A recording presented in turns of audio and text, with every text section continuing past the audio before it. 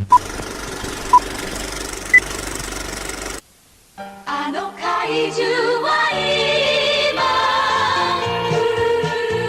ターと呼ばれた青春だった。力の限りの青春だった。時は過ぎゆく、時代は変わる。それでも僕らは生きてゆく。広い社会の片隅でつつましやかに生きてゆく。さあ送ってください、君の傑作写真を。バンダイウルトラ怪獣大変身コンテスト。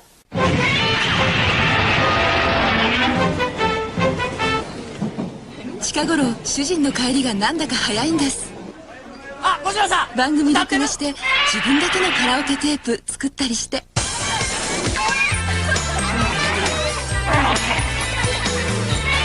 日本全国つつららら、今度は歌える G ビデオラララ。新登場。すごい簡単、気持ちいい。Destroy all monsters. Massive armies versus mad monsters for possession of planet Earth.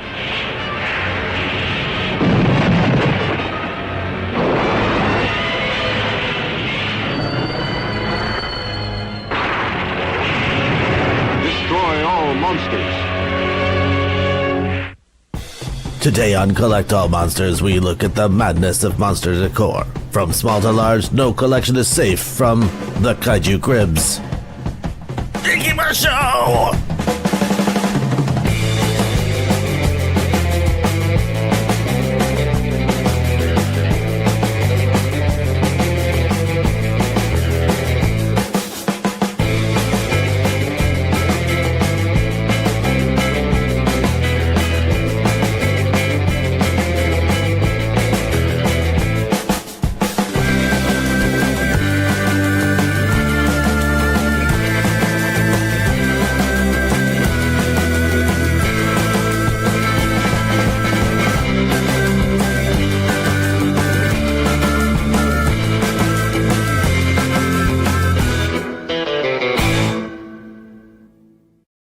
Hey, welcome to episode 77 of Collect All Monsters. We are here to talk about giant monsters and the toys, and today we're talking about Kaiju Cribs, which is going to be an interesting topic. We've got our special guest. We had Leslie with us for a second, but I'm sure he'll be back in a second. And Christine, why'd you knock Leslie off the stream?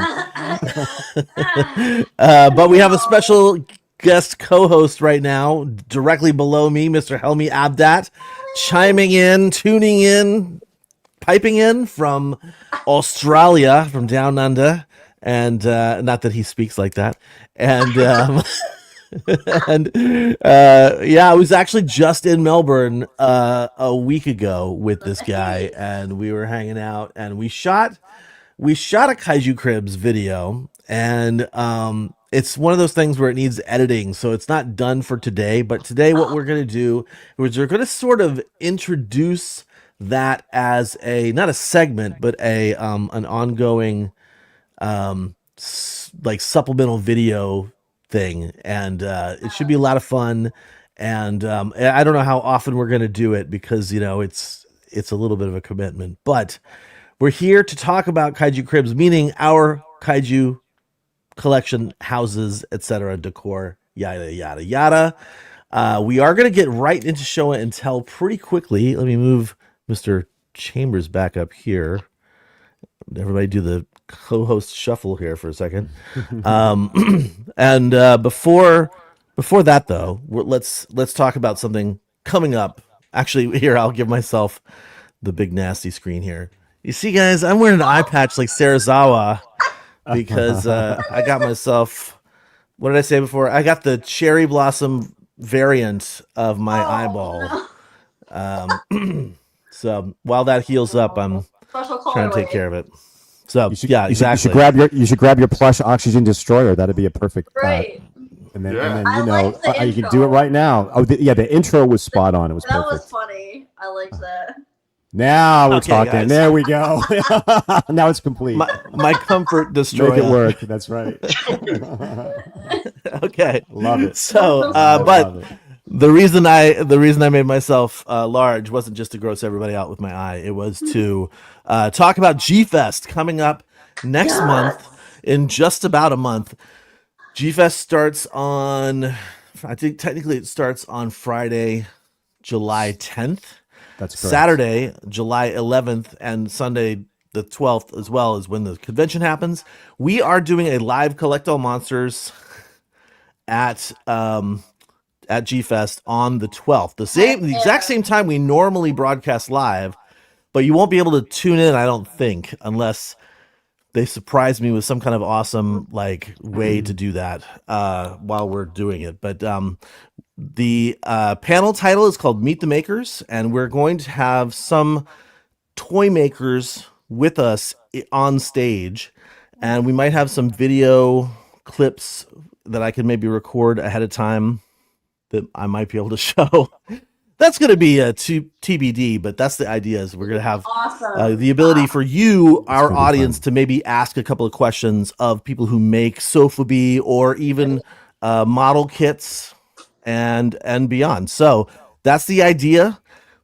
Last time we did a live panel, we were blessed with a giveaway through Spiral, TIG, and Kaiju Canvas toys. We're going to be doing that again. So we got a hookup from Kaiju Canvas. We'll be doing a live giveaway at the end of the panel. It'll be just like last time, where we're going to have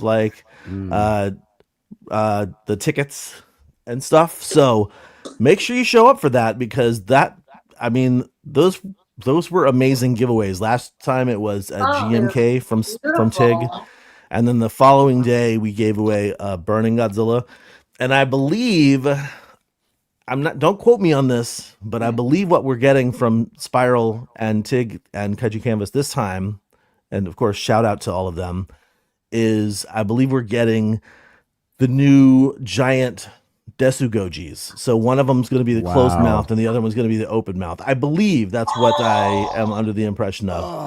Oh man, I'm taking those. It's too bad we're all exempt from that. We were kind of bummed last year. Right? It's like, what? We got to hand this off to somebody? We're just the keepers. Last time, I didn't get very far. It was pretty intense. That, especially the second one, if you guys remember, that we had in the dealer's room. Oh yeah, that was so insane. Let's talk about the second one. So last time what we did is we were lucky enough to have a table that was sort of lent to us by Dave Nunez. He can't do that this year. So at the panel, what we will do is we will announce where the second giveaway is happening, and tie into that a giant Collect All Monsters Monster Collectors group photo. Yes. Okay, so Sunday of the show, we'll all meet and gather somewhere. We'll do the giveaway, and we'll get a big gigantic photo showing how many people are monster collectors. So that's the idea. I am actually pretty stoked about it at this particular moment. I am a little also concerned, am I going to be able to get everything I need to get done finished? But I'm sure I can do it. I can do it. You got this. You got it. And in the meantime, let's go ahead and roll into our regular segment of Showa and Tell, and pass things off to Mr. Leslie Chambers and see what he's gotten over the past month-ish.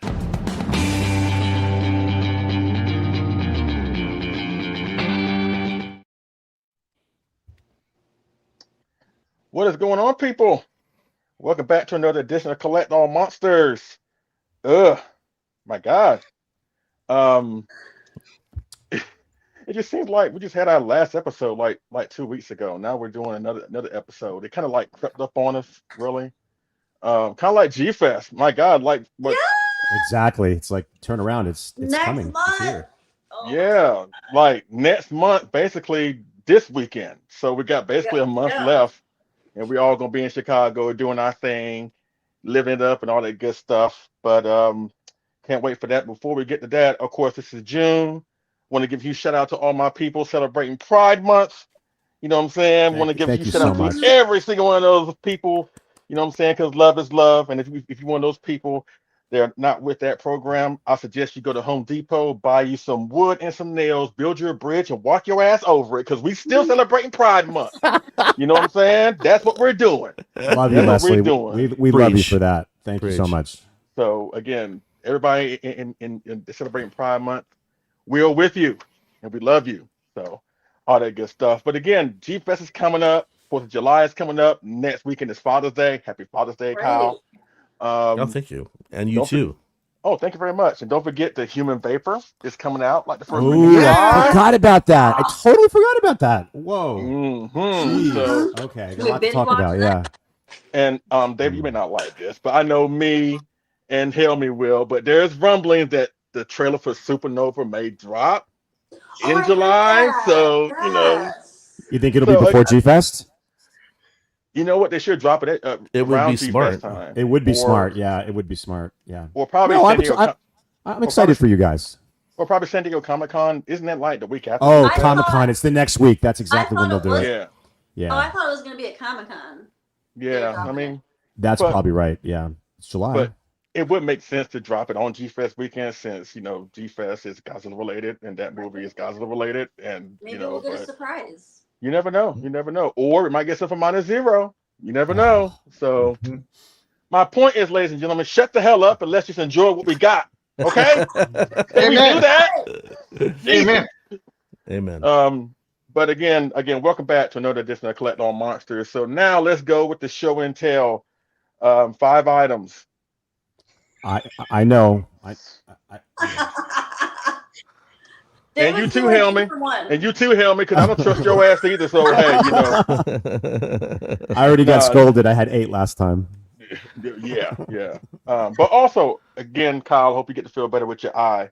And if you're not Sarazawa, you can be the father from Hedra. He had a best up eye too. So, remember that? But 5 items. And actually, this is something that I'm sure Christine can appreciate. No jokes, all jokes aside. And this is actually my first piece. It's actually a Gashapon piece. Me collecting Gashapon. Wait, what? Is it but actually going on here? But actually, you know what? This is my first ever collectible of this character in my collection. And I got the Gashapon Baby Godzilla. He's great. He's kind of a large Gashapon. He's a little bit larger than the normal one. Super cute. That's the thing. I'm not really familiar with Gashapons and how they roll, but he's beautiful. But I saw this up for sale like on eBay, and spoiler alert if you do. Yeah, but spoiler alert if you do get it, it is in pieces, so you have to like put it together. It took me like an hour with these big ass chicken nuggets I got for fingers, right? But once you put it together, it's a really nice rendition of Baby Godzilla. Really the only nitpick I would say is like I don't like the blue a little bit, but at least the dorsal plates look great, I love it. I didn't even know that existed, Leslie. Yeah, and they're on eBay right now. I got this one for like $20. I think I need to get one because he'll fit into my collection. Yeah, or you can find there's like barely any baby Godzilla out there. Except for the Bandai. The Bandai and that one look coked out. You know exactly which one I'm talking about. But this is like a nice representation of Baby Godzilla, and I'm sure if you don't go through eBay, maybe you can find one at G. But I'm sure there's got to be at least one there. And so if you need a realistic version of Baby Godzilla in your collection is actually size accurate with certain figures, please go after this. Kyle, I think I sent you some pictures of Baby Godzilla up against other figures. You did. That's a nice grab. I love stuff like that. Thank you. So you'll see, look at the detail on that thing. That's dang good. Wow. Yeah. For a Gashapon, wow. That's a spoiler alert. Yeah. Sorry. Yeah. And look at that. There you go. You have the evolution. Yeah, the evolution of the Heisei Godzilla offspring from baby to junior. To baby to little, then to junior. And again, I've always said, I love Baby Godzilla and Little Godzilla and Godzilla Jr. But again, when you look at the evolution, it seems like Baby Godzilla was one way, but he took a severe left turn to a Twinkie factory. Then he goes up and becomes Godzilla Jr.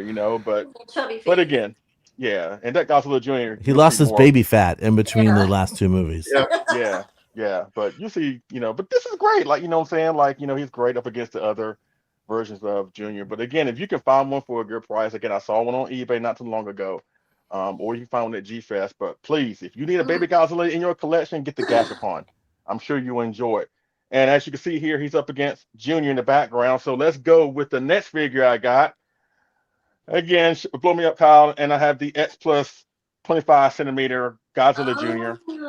Yeah. I was thinking you're going to show that last show, but that's the thing. It came like 3 or 4 days afterwards, But even still, I already capped out on my 5 items, so I was gonna save it for this month anyway. But This is a good figure. it is really good. It is really good. This was my first official X Plus figure acquisition of 2026. There's more to come, ladies and gentlemen, but I'm calling it right now. This is in the running for figure of the year. This thing is great. This thing is so great, and they got the lightness right, the dorsal plates right, the paint right, the sculpt right. The eyes are beautiful. Yes, I don't see anything wrong with this thing. Like they got Junior right. For years we've been asking for a proper Junior. We've gotten some juniors here and there, the adult Junior, but we've always wanted this Junior. Yep. And it's nice to finally see that they're coming out with more Juniors. You got this one, the Galloping Ghost one, the Ichiban Kuji's coming, the new Bandai Junior that came out around the same time as this guy. So it's nice to see that again they're finally honoring the adolescent Junior. And again, great figure. And again, I'm gonna do something that Christine didn't do the last time she showed hers. I'm actually showing this up against figures, other figures. Kyle, hook me up, my man. Because again, I got look at that. Yeah. And she claims she the Heisei expert. Whatever. Oh, whatever. Because she ain't got this one. She ain't got this destroyer. Not even that cool.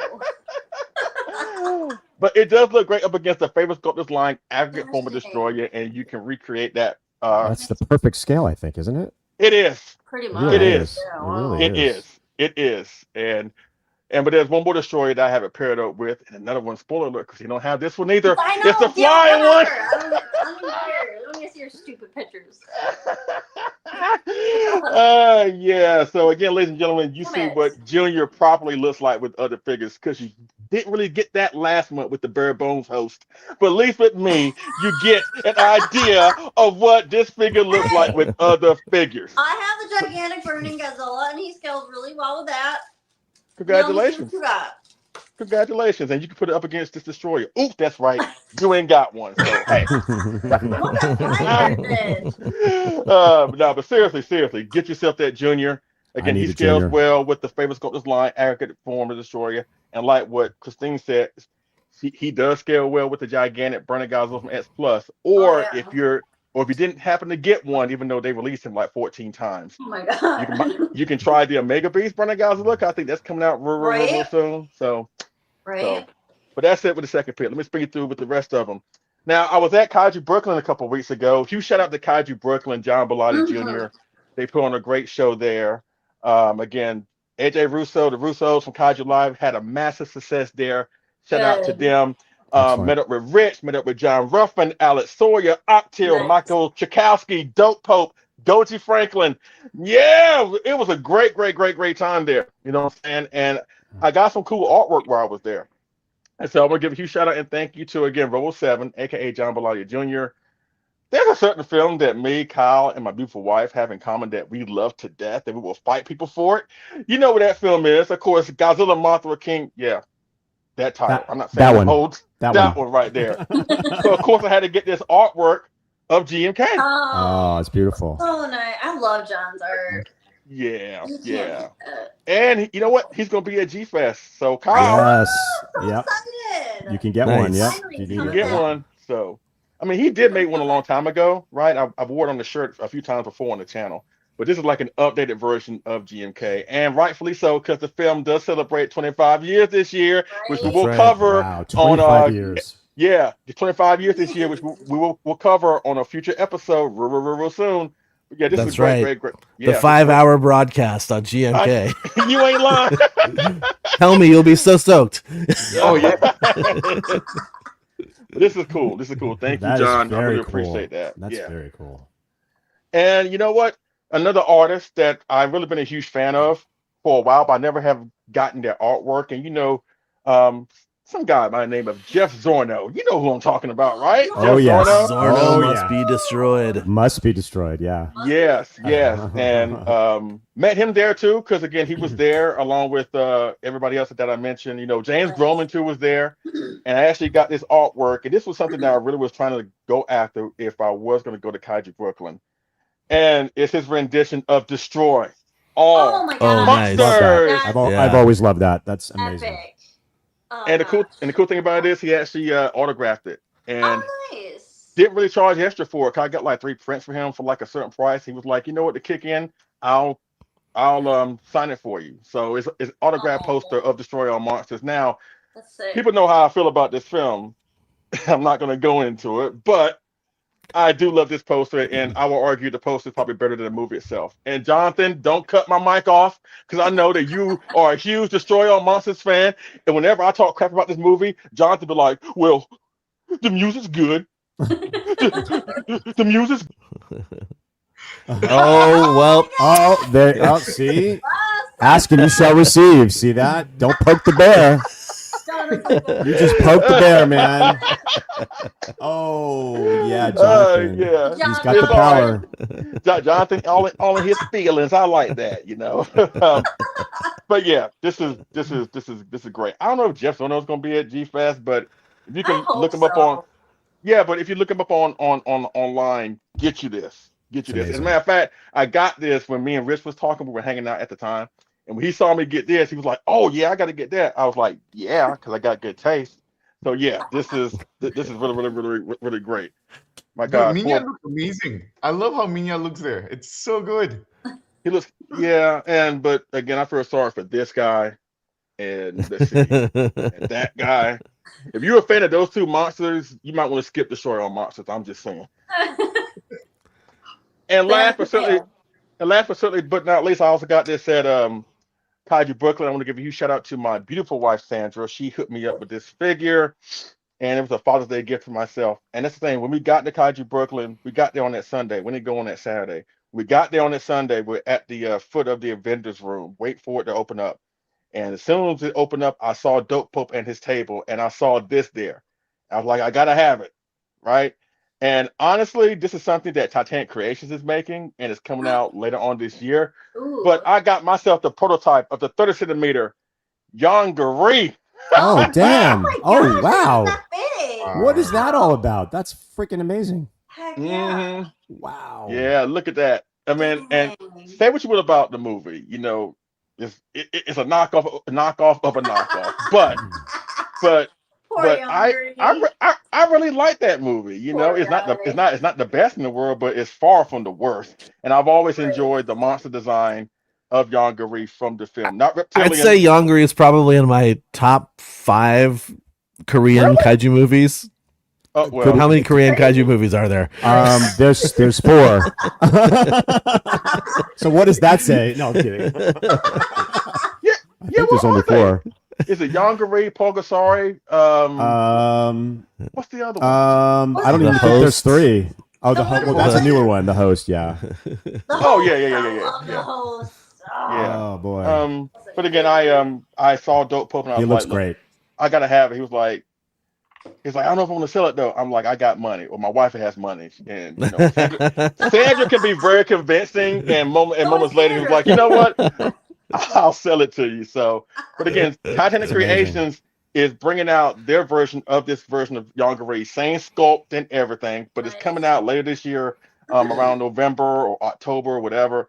But in the meantime, I'm the first, so don't hate me, ladies and gentlemen. You are the first. So this is great. This is great, and you know what, Kyle, don't worry about the photographs because I know I kind of run along here, but I've been thoroughly blessed with the show and tell, ladies and gentlemen, and more stuff is coming, ladies and gentlemen. Probably can't do it. I'm not worried about that.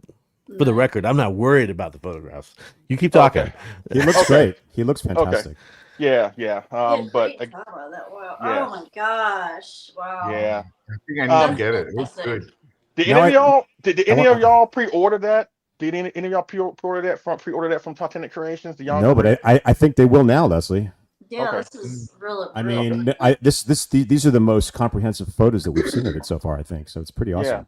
Yeah. So again, I've been thoroughly blessed, and so again, welcome back to another edition of Collect All Monsters. And again, can't wait to see everybody at G Fest next month, same around this time. You know, we're gonna live it up. We're gonna live it up. If you get arrested, don't call me for bail money because I ain't got it for you. Okay.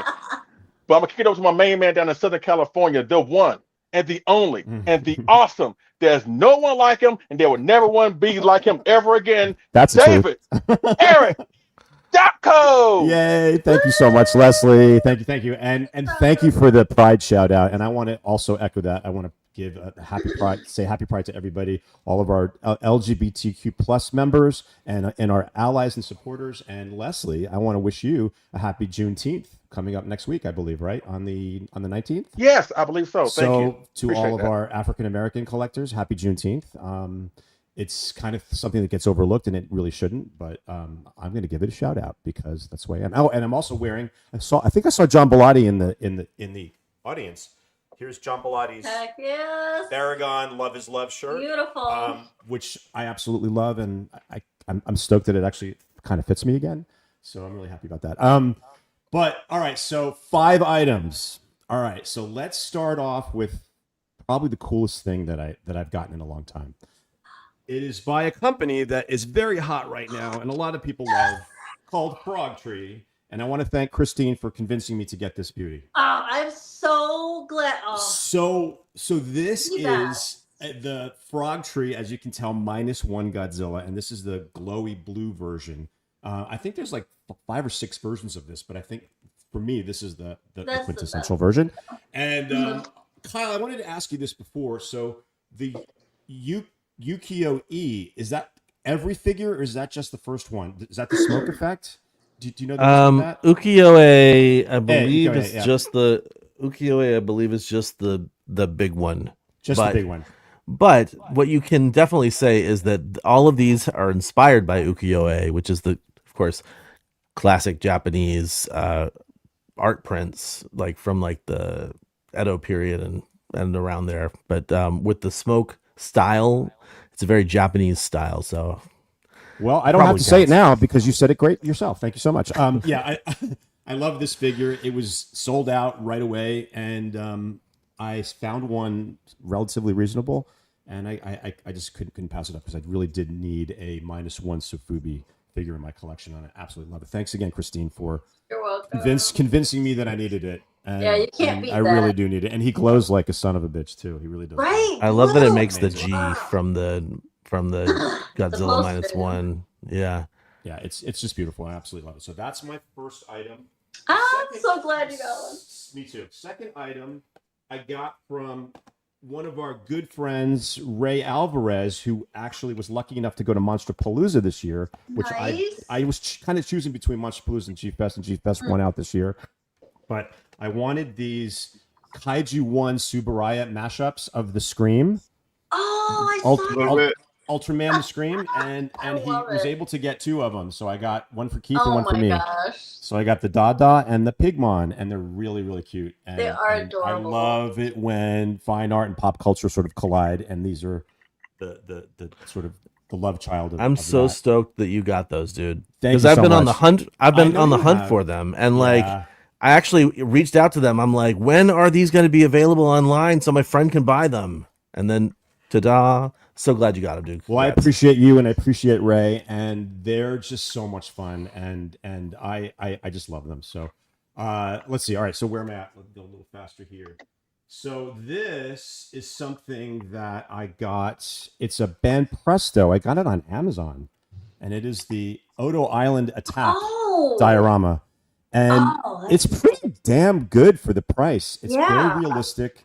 It's a great pose, and he fits nicely on this really cool little base, and it's that depicts the very first dynamic scene from -1, and that's a great pose. It's a great pose, and since I don't have the big X+ one, this is a nice little sort of, I'm not going to say consolation, but at least I have one in my collection, so I love it. So, yeah, and I think they're still available on Amazon, and they're under $30, I think. So can't beat that. Pretty cool. All right. So I sold my Billiken Gargantuas a while back. My build up, somebody really wanted the ones, and I had another set. So I'm like, all right, I'll sell you these, and I'll work on mine. But I finally got time to finish mine, and here they are. There's Gyra. I just finished him up. Billiken Gyra. And Sanda's brother's right here. Nice. Oh my gosh, David, you're so good at these. And Leslie, they just count as one, so relax. Okay, not two. They kind of go together. But I love the way Gyra came out. Sanda is always. I always feel like I didn't do it right, but but That's great. it's just really I love doing this stuff, and I love the gargantuas.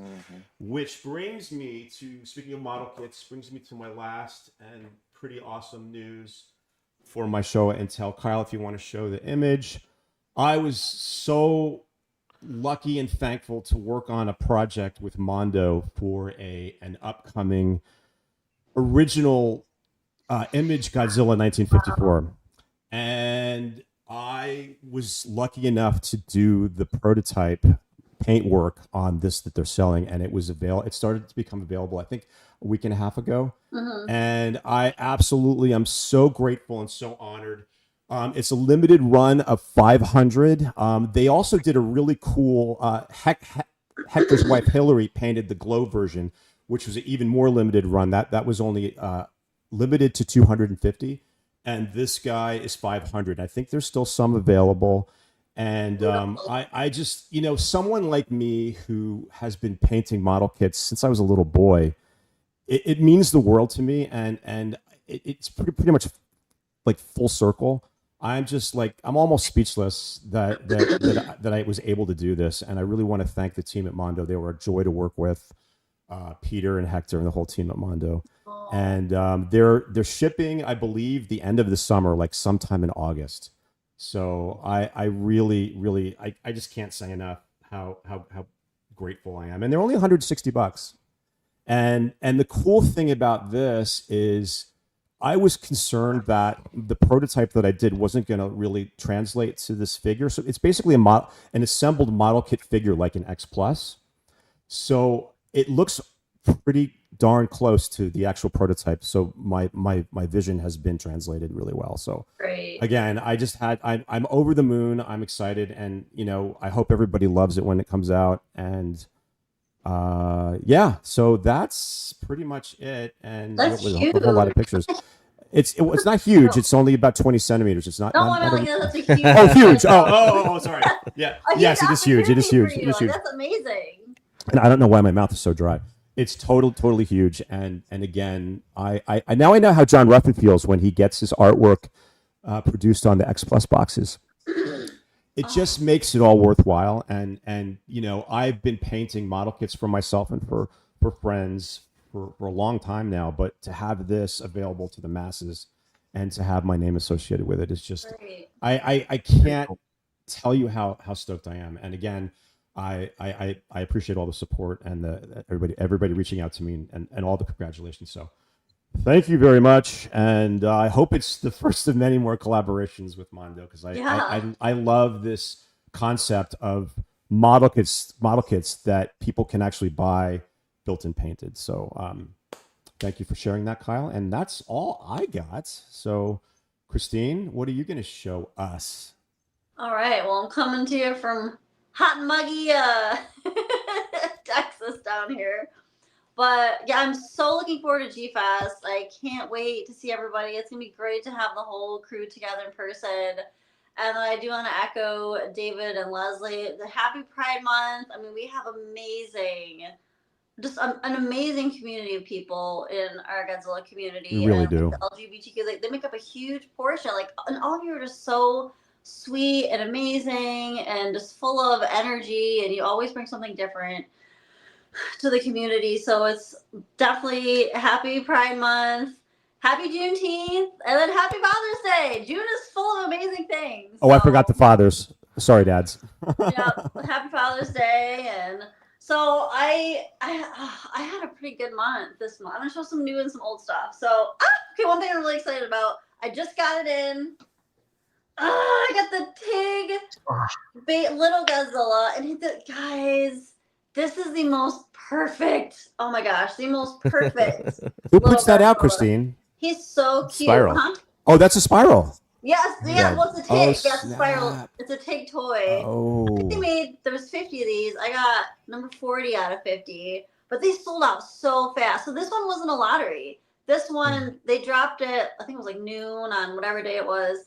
And I was sitting there like refresh. Clicked it as fast as I could, and I got one. Thank goodness, because this color is so perfect. Pink and like very spring, just really cute. And actually, He looks like a watermelon. Watermelon flavor. He does. Well, because King was saying that he wants to try and cater some colorways more towards female collectors, and I was like, well, I mean, you can't get it. I mean, this is adorable skull. Christine's like, blue, hello. I was like, I will buy. Oh my! As soon as I saw it, I'm like, dude, this is the cutest. So I'm really excited about that. And then check out the header card.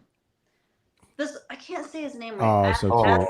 A cinema, but it also comes with this cool, like I forget what the name of it. It's like a little kind of like a lenticular. Yeah. Nice. It has him like blowing his little bubbles. Kyle comes through with the terminology here. Yep. What was it? That was a big word. I don't know. What was it called? Lenticular. That's it. Cameo.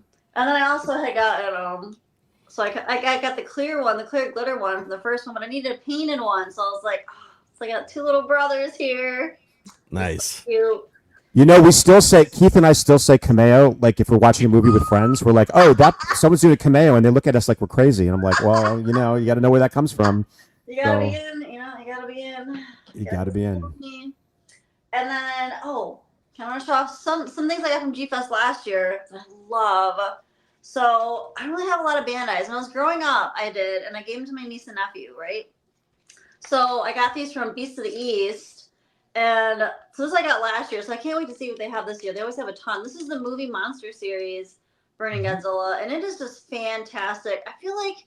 I think the dorsals on this are translucent, and then of course had to get Destroyer to go with them, and he's huge.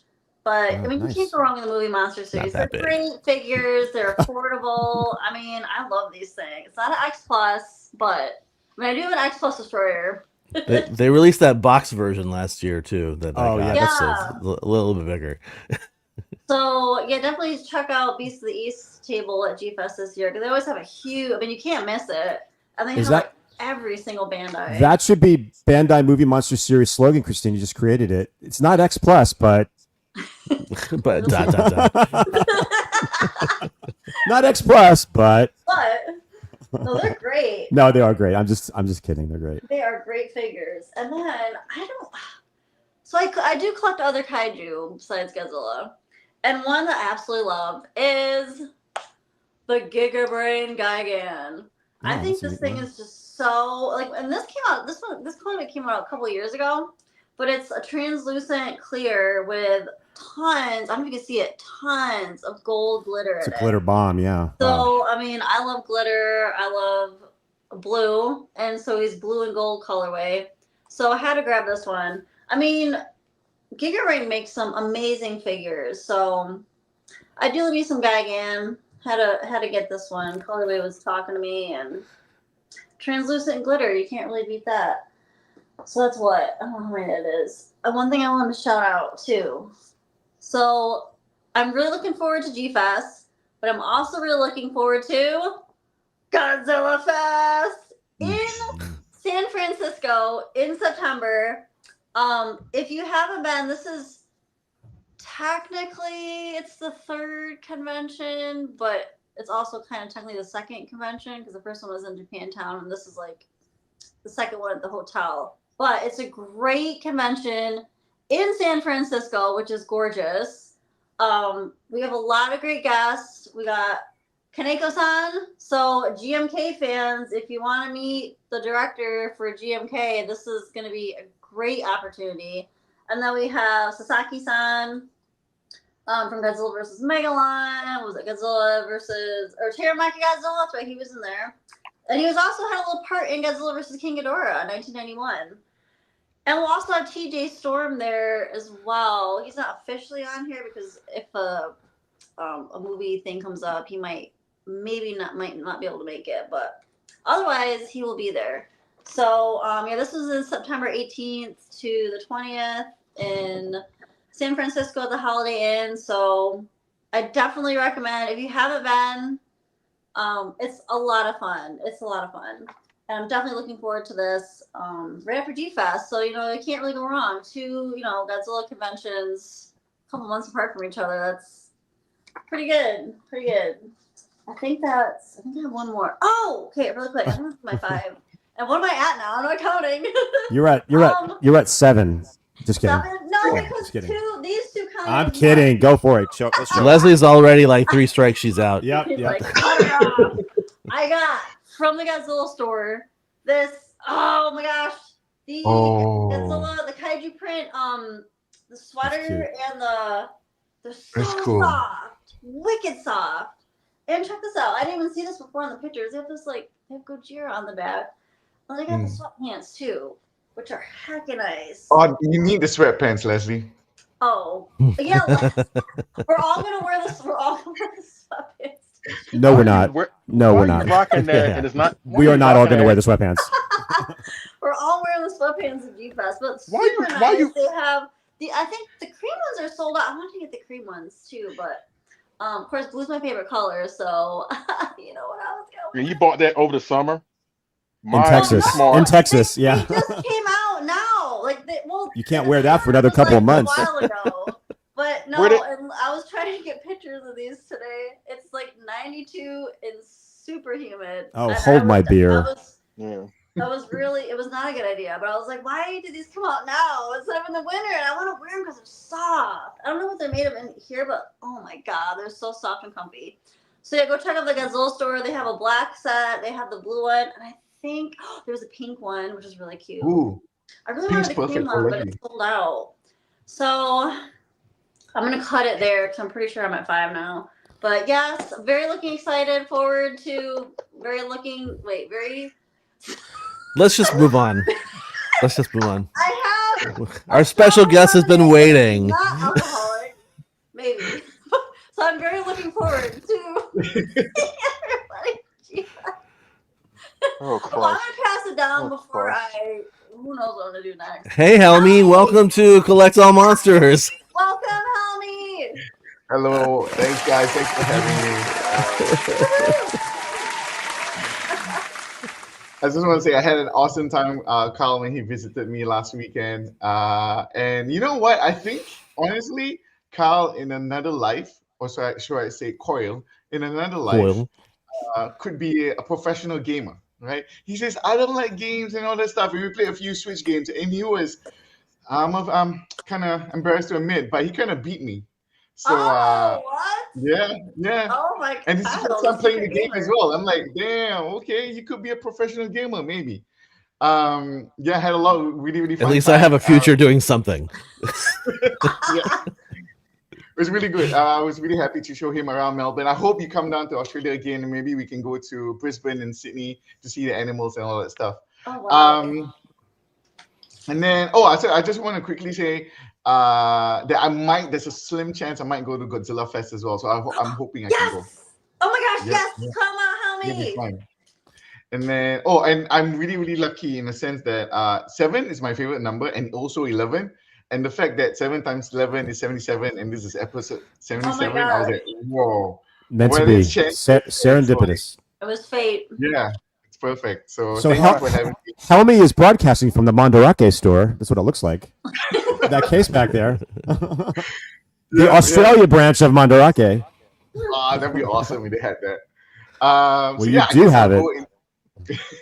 I'll go into my 5 pieces. First one is something I think probably one of the smaller pieces is, and because of Coil, who told me that they were giving this out for free if you give a specific secret word at the Godzilla store in Japan. So you get a Godzilla passport. A TV that's Godzilla so passport. Cool. What's the secret word? I can't remember now. Psycho. There you go. Psycho. Okay. And then you have it's like Japanese for like the best. Oh, that's really cool. And you can collect all the stamps. So I've so far collected 3 stamps from the 3 stores. So hopefully I can get all of the stamps. Oh, so you get the stamps at the store?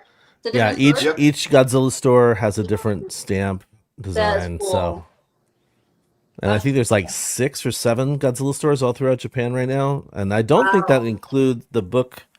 I don't think the stamp includes the series. Includes the international stores yet, but they should. They really should. Yeah, that's because there's one in Thailand, right? Or Taiwan, right? Yep, there's one in, I think it's Taiwan.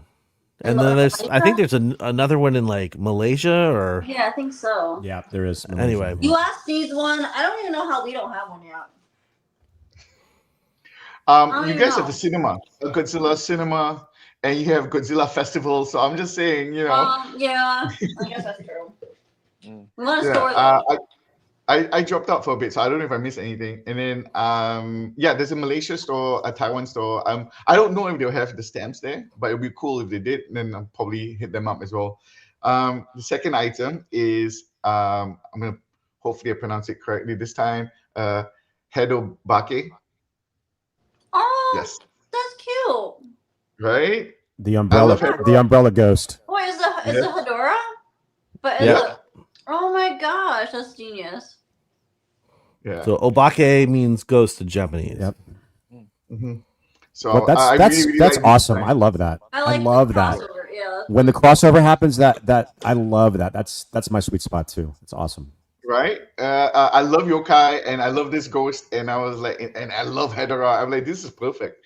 And I missed out by like 20 minutes or something like that, and it was sold out. So I had to go on eBay or Evil Bay, and yeah, it was not cheap, but I love it. I wish it was bigger though. It was a bit small. No, he looks perfect. He's only got one leg. He can fit in the collection very easily. No tail and one leg. By Chris Lee. Christopher Lee. Awesome. Chris Lee. Yeah, Chris Lee has done a ton. I still have my pin jacket, so he did a ton of pins back in the day. And and art, and he started doing Sofubi stuff recently.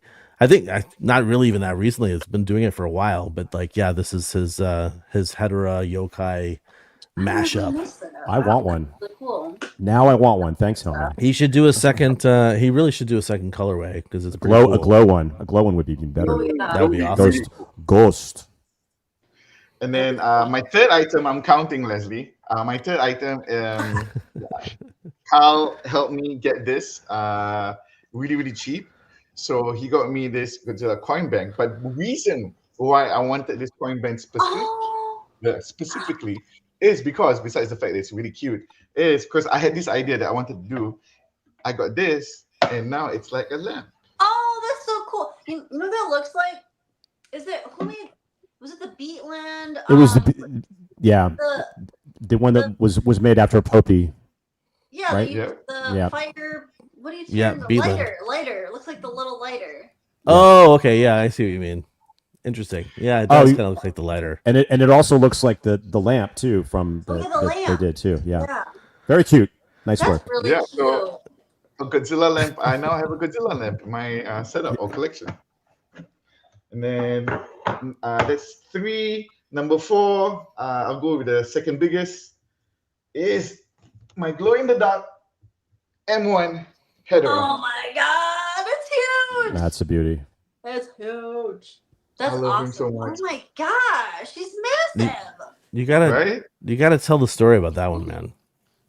Yeah. So I got to go and check out the M1 collection, right? UG, Nice. right? And I was like, I saw this in his collection. I was like, oh my god, I've always wanted this piece because it's what you guys know. I love everything gigantic, right? And I love Hedora, and this glows in the dark. Do like three for 3, and I was like, man, I really love it. And then he was like, I'll hook you up. So and he did. I was so thankful that I finally got what the Hedora that I really, really wanted. I love him. So thank you so much. Nice. That's awesome. What a great experience to have attached to that too. Wow. Mm-hmm. Oh, that experience was next level. I gotta say. Yeah, I had such a good time with David and Kyle. It was I love the experience. I would never ever forget. I would take to my grave. So thank you so much for that. And then my last item, number 5, Leslie, is my Violante plush. Oh, Christine, do you have that? Oh, damn. Where did Helmi find that? Good question. Where did Helmi find that? Oh, I was going to say this. I was going to tell the story. So, Coil, the Australians, that's how they pronounce his name, Coil. Yeah, thank you for clarifying that. I thought you were having a speech impediment for a minute.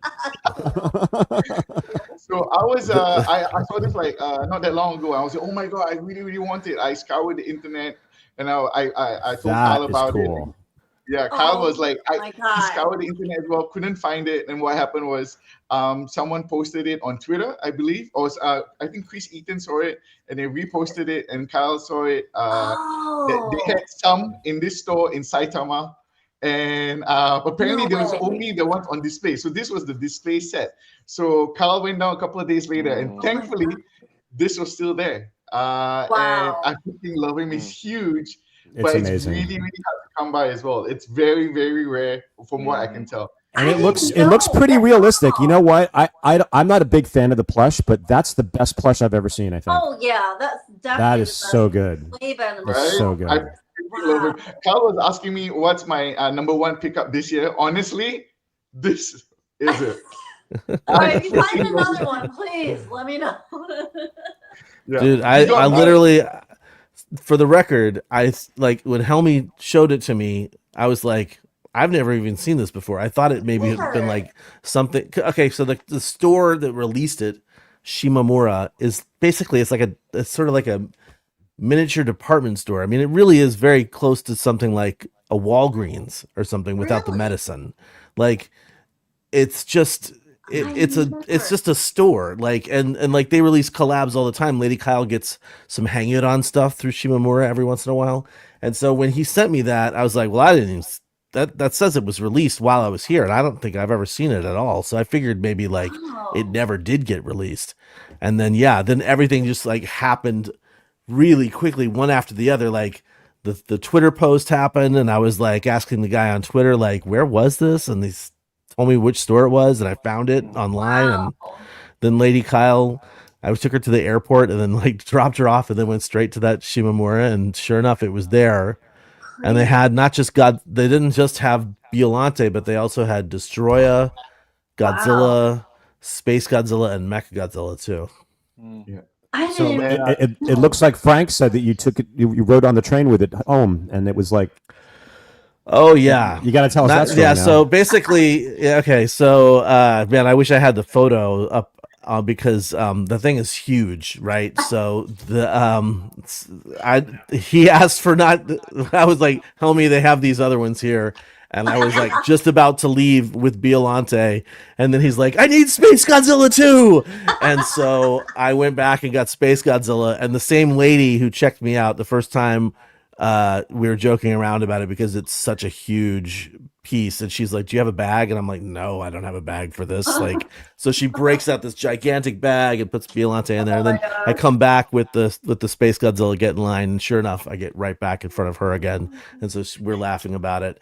And then I had to like walk from the Shimamura to get my lunch, and then from lunch to get on the train holding these gigantic bags of just two plush guys. And I also was going to try and find another toy store that I'd never been to before. So I'm like walking through the streets just like, yes, the legends are true.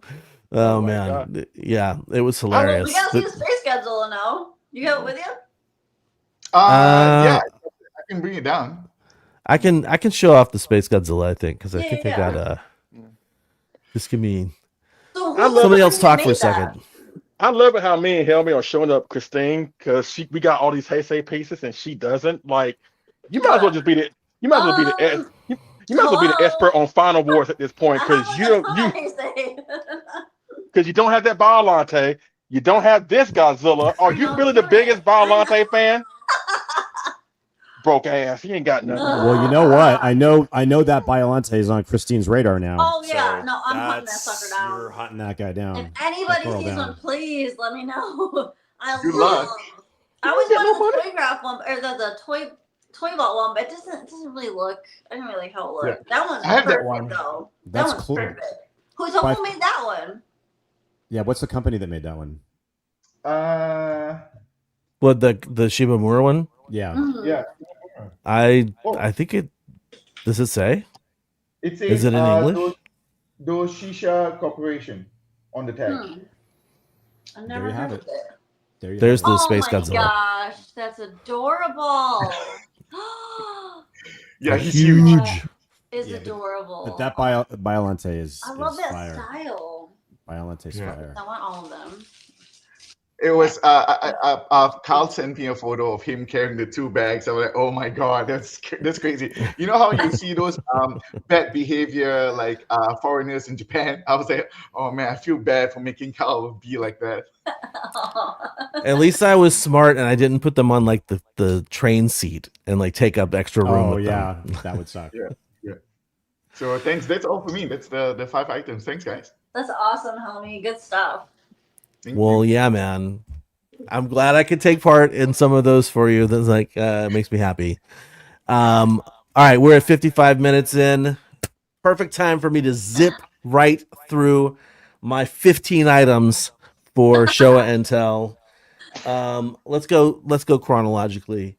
Do you guys know about the Toho Champion Matsuri series? Yes. Well, definitely. They Marusan reissued this gigantic sized the logo thing. Yeah, that's their mascot. Yeah. So that's the logo I from know it. it's that And big. Wow. the original one was not this big. The original one was basically in the 350, I guess you'd say, scale. But Marusan actually scanned the old one, 3D scanned the old one, and then upscaled it and released this larger version. That's really cool. I like that. Yeah. I love it. Very cool. He's rad. He's very large. And I'm not sure exactly where he's going to live in the collection on a permanent basis, but right now he sort of sits down there at the base with some of my other large scale Sofubi figures. Also, yeah, I just couldn't I couldn't pass it up. They released it once through Super Festival, and then they released it as a mail away, which is this one. And I think maybe just if you're in Japan, you can get it through the Godzilla store, the Japanese Godzilla store website as well. Nice. Yeah, it's incredibly cool. And speaking of incredibly cool, you guys see the GMKs back here, right? Where is it there? Right, these guys here, the little ones in front. Those are the CCP mid-size GMK figures. They just recently came out with a big version of that. I got this one. They put 2 out in this first batch, this one and a realistic paint job, and so I picked up this clear one, which really is beautiful. Oh yeah, it's nice. Yeah, I like it very much. But it is big. It's almost as big as one of those M1s that I have back here. So I can only really fit one into the collection. So this is the one I have. Unless they release one that makes me go, oh my god, I gotta have it. But please don't do that, CCP. Please. Save my soul. Yeah, I'm stoked to finally have it. Although let me be honest. The thing about the little guys is they put them out in bags with the header cards, right? There's like a standard Sofubi style. This thing they released with this crazy box, and it's really? Yeah, and it's not like a pretty box that makes me want to keep it. So I trashed it as soon as I could. And it also does not break down very well. I was like ripping it apart, trying to like put it in my recycling. But yeah, that's the second item. And the third item, which is going to be my last item, was sent to me by an old Kaijucast listener, friend of the show, Rick Toulouse. Sent me the Godzilla versus Portland. Oh my gosh! Comics. Oh, nice. Cool. That's awesome. Ooh. I gotta check those out. I haven't read them yet. I'm behind on my reading right now, to be perfectly honest. But yeah, this looks cool. Is Mike Farah saying that the CCP is going to have an open mouth GMK? Is That's what it looks like he said. Yeah, they have an open mouth one coming. Yeah. Interesting. I have not seen that one yet. I would like to. Cool. It looks like, yeah. I look forward to maybe not getting it, maybe getting it. Let's see. We'll see. A little bit mid-size. It's so funny, Kyle. You said something that I think all the time to myself, and you just articulated it. I talk to companies like in my head, like, please don't come up with this figure because I really can't afford it. I can't fit it. So I have done that too. Please don't. And they do. They usually do. And it's better than I thought it would be. So, You but spoke it into being. it's a conundrum, you know. Then because because I'm a fan of the people. Nathaniel Plummer wanted to see these again, so. Oh, that's so nice. Very nice. Oh, Okay. just send them to him, for crying out loud. Yeah, well, You yeah. gotta send me that. There'll be a slight fee. There'll be a slight There's fee. gonna be a slight fee for sure. Nathaniel Plummer. Okay. Well, hey, that's going to do it for our show and tell. Don't forget to mark your calendar for G-Fest, especially for our panel. Make sure you show up for that because it's bound to be incredibly cool. We are going to have an abbreviated version of our show, but again, that giveaway and also want this figure out where we're going to do it on Saturday or Sunday as well. It's going to be really, really, really fun. So please show up for that. Give us a massive crowd. We want to see all of you guys there, all 39 of you watching, and then all 700 of you after the fact that we'll watch later on. Please show up for that. That would be pretty banging. Yeah, you don't want to miss that, especially that giveaway. It's gonna be crazy. All right, so we are now just past an hour, so we are going to hit the intermission button and come back in a couple minutes and talk about Kaiju Cribs.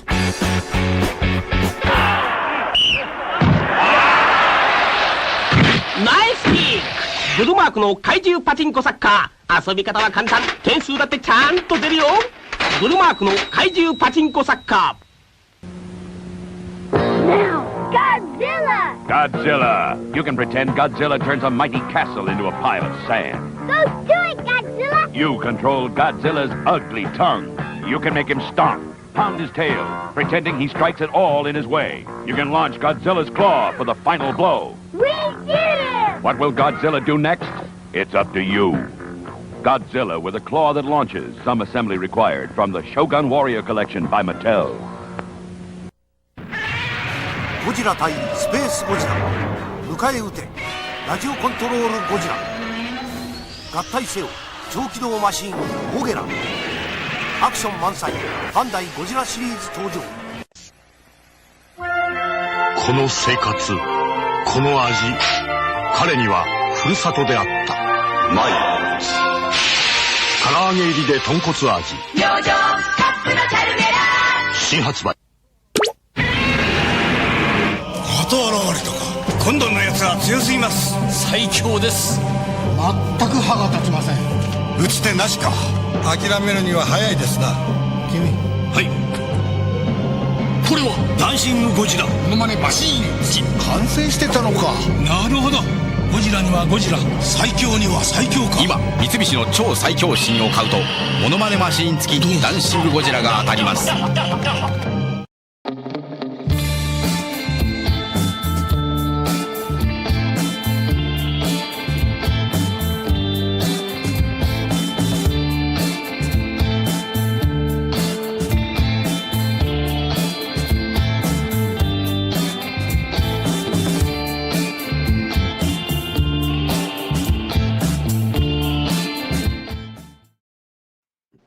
Get that Labubu off screen. Welcome back to the second half, the back half of Collect All Monsters, episode 77. We are here to talk about Kaiju Cribs, which is, of course, I want to say this is an idea that came about many years ago, Kaiju Cribs, and we didn't particularly pursue it, but I think who even came up with that idea? Was that David or was that Leslie? I think it was David. It was either me or Leslie. It was one of the two of us. I don't we did remember. Like 2 episodes, didn't we?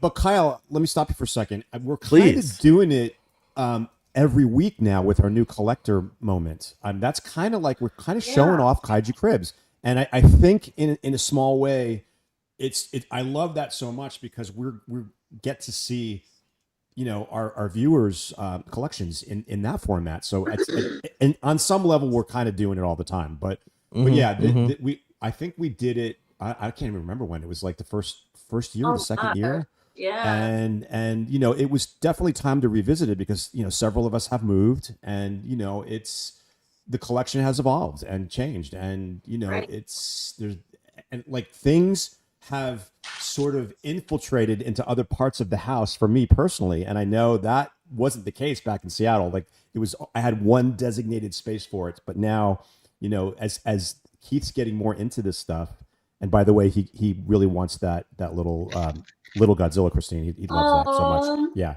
But yeah, no, Kyle, sorry, I didn't mean to interrupt, but yeah, this is exactly what I wanted. Thank you. We are kind of doing it now, and again, I'm looking forward to seeing our collector moment for today.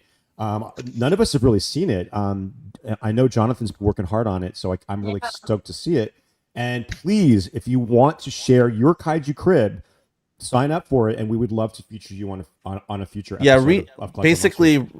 If you want to submit your collector moment, which is what we are doing at the end of the shows, like reach out to us, because it's not just something anybody could just throw together. It takes a little bit of prep work and stuff. So we're currently like working towards making the submissions as easy as possible with like instructions and so forth. So just keep that in mind. This is not something that you can just like whip the phone out and be like, collect your moment, bam, done. It's like, we want it to look as good as the rest of the show that we do. So that's why our awesome producer, Jonathan Portman, is kicking all of the butts on those. Yes, he is. But for the Kaiju Cribs specifically, I think when we talked about it before, obviously, yes, this is like MTV Cribs. But when we talked about it before, what I was thinking is like, especially people who have like, kaiju stuff all around their house. Helmi is an absolutely perfect, legendary example of Kaiju Cribs. The quintessential Kaiju Crib. We got him in the house. I mean, I don't throw that word around lightly, but I mean, he makes the rest of us feel like we failed in life, but that's another story. He's going last for sure. He's definitely going last. Kyle, he should go last because that's just the way. That's the way we're going to roll here today. Anyway, yes. And it's like MTV Cribs, like Noah's asking. And what's funny to me about MTV Cribs is whenever the show MTV Cribs started, I had stopped watching MTV, so I was getting it confused with Pimp My Ride. And so when I was at Helmi's last December, and I was like, oh yeah, I think I'm gonna have to like get in front of the camera and be like, yo, and like act like a fool.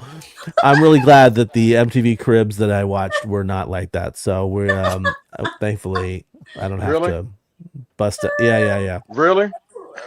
I do that again. Do that again. No. Yo. I can't. Yo. I can't do that call. Too much pressure now. Too much pressure. Way too much pressure. All of a sudden, I have a headache. You got it in you, Kyle. Besides, you're going to be in Chicago next month, and we're going to the hood, so you might as well do it. Oh, my God. I need to get prepped for the barbecue, yeah. Yeah. No raisin in the potato salad, though. No raisin in the potato salad. And make sure you spice up your food, for crying out loud. You will be kicked out of the barbecue. Anyway. So I guess what we should do for this is we should sort of, at first, I'd like to talk with you guys. Frank saying the lawyers are advising not to yo.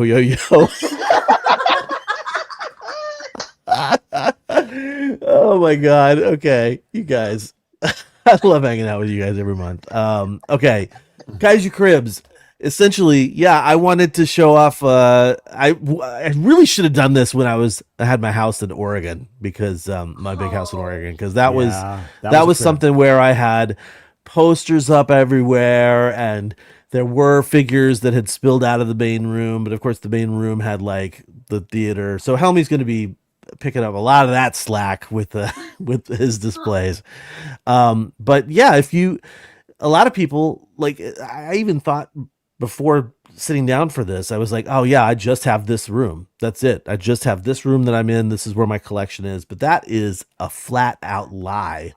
We have stuff all over the house because my wife is also kind of cool with this stuff. So I'll be showing off a little bit of that later too. Or unless I should just go now. Should I just show off now? Yeah. Yeah, why not? Go for it. I'll go first this time. first. Wow, you guys. Okay, let's see. There's a lot of photos up in there today. let's see. How do I do this? Be super professional about this here. Let's do this. Continue. I'm excited to see these. I know. I mean, the only collection that I've seen in person is Kyle's, and I have never seen any of the other. I mean, I've seen Leslie's over the years, but I want to be in that space. I want to see it because I still have no idea of what it looks like all around me, like a 360 view. And Christine, I've never seen yours, and Helmi, you know, maybe someday if I can be on a plane for that long, you know. We're on the way. Yeah. Wait, how many hours is it from California? It's too damn long. That's how long. No, Helmi knows. It's like 14. Is that what it is? 17. From LA, that's not so it's bad. about 12 and a half, I think, or 13. Okay, that's actually less than when we went to Tahiti, so it's less than that. So that's the longest flight I ever took. Isn't it like the same to go to Japan? It's like no, 12 Japan's hours? less. Japan's like less? Oh yeah. Well, from California anyway. Okay. All right, Kyle. So let's see. I think I'm ready. I think I'm finally ready. Da-da-da-da. Check out your crib, Kyle. All right, so let's just go ahead and start with the main room here, and I think I can do this. So there's a little panorama of the current view, like that I have right now. Nice. And that's the other side of the room. And the next item here, perfect. When you walk into the house, you're greeted by an Ultraman that's sitting in our Genkan. And yes, I was. The Genkan is the typical Japanese entryway that's like lower than the rest of the house. So you take your shoes off in the Genkan and then you step up into the house. Lady Kyle likes to decorate Ultraman seasonally. Oh, We're sort of in between decor right now. The last decoration he had was for Sakura season, so he had cherry blossoms all around him. But the next iteration of Ultraman will be festival season, so he'll have like a happy coat, and we'll have like festival stuff all around him. But that's our Ultraman in the Genkan, and we got him from like one of the stores like secondhand nearby for like 5,000 yen or something. Wow. And yeah, he's pretty awesome. Also, is this really the next? This is going to jump all around. It's going to make me mad. When I was in Tsukagawa with David and Helmi, I picked up this cool Ultraman apron. Oh, from that shop. And so it's hanging up in our kitchen. We also have some Ultraman themed liquor. This is we're starting a little bar. Like it's baby steps. But this is that. Also, when Lady Kyle and I went to Small Worlds, they had previously done some sort of like Ultraman collaboration. So we got these Balton pot holders. And that's cute. The one up there. The ones on the either side just kind of match gray wise, but then these here are actually Balton's claws. That's funny.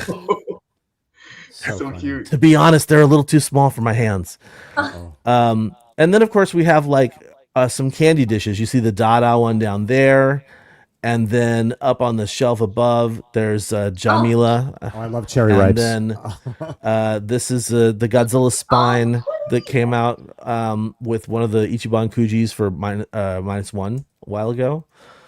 Oh, wait a second. Is that everything? That's not everything. How did that happen? Well, there's more to show, and let me see if I can actually show that off, because I don't know why those didn't show up. But where are they? Oh, they're not here.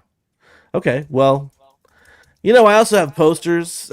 You got some great posters.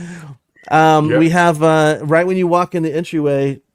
Oh, that's like super annoying. Right when you walk into the entryway, we have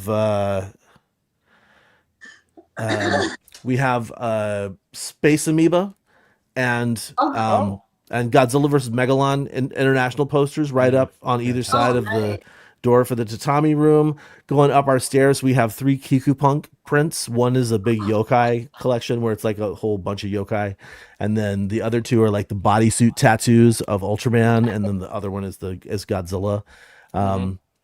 On the landing out here right outside my office, there's a cool rug which like Helmi saw for the first time he came last time.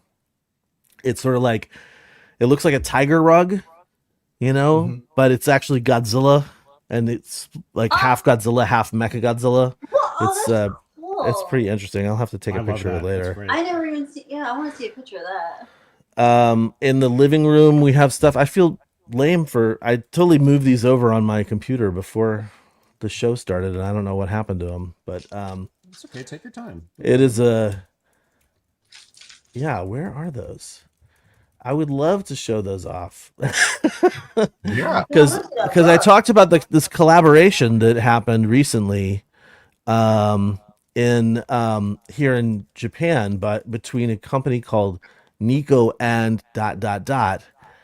And so I guess I'm just gonna have to send these to myself, which is gonna be interesting.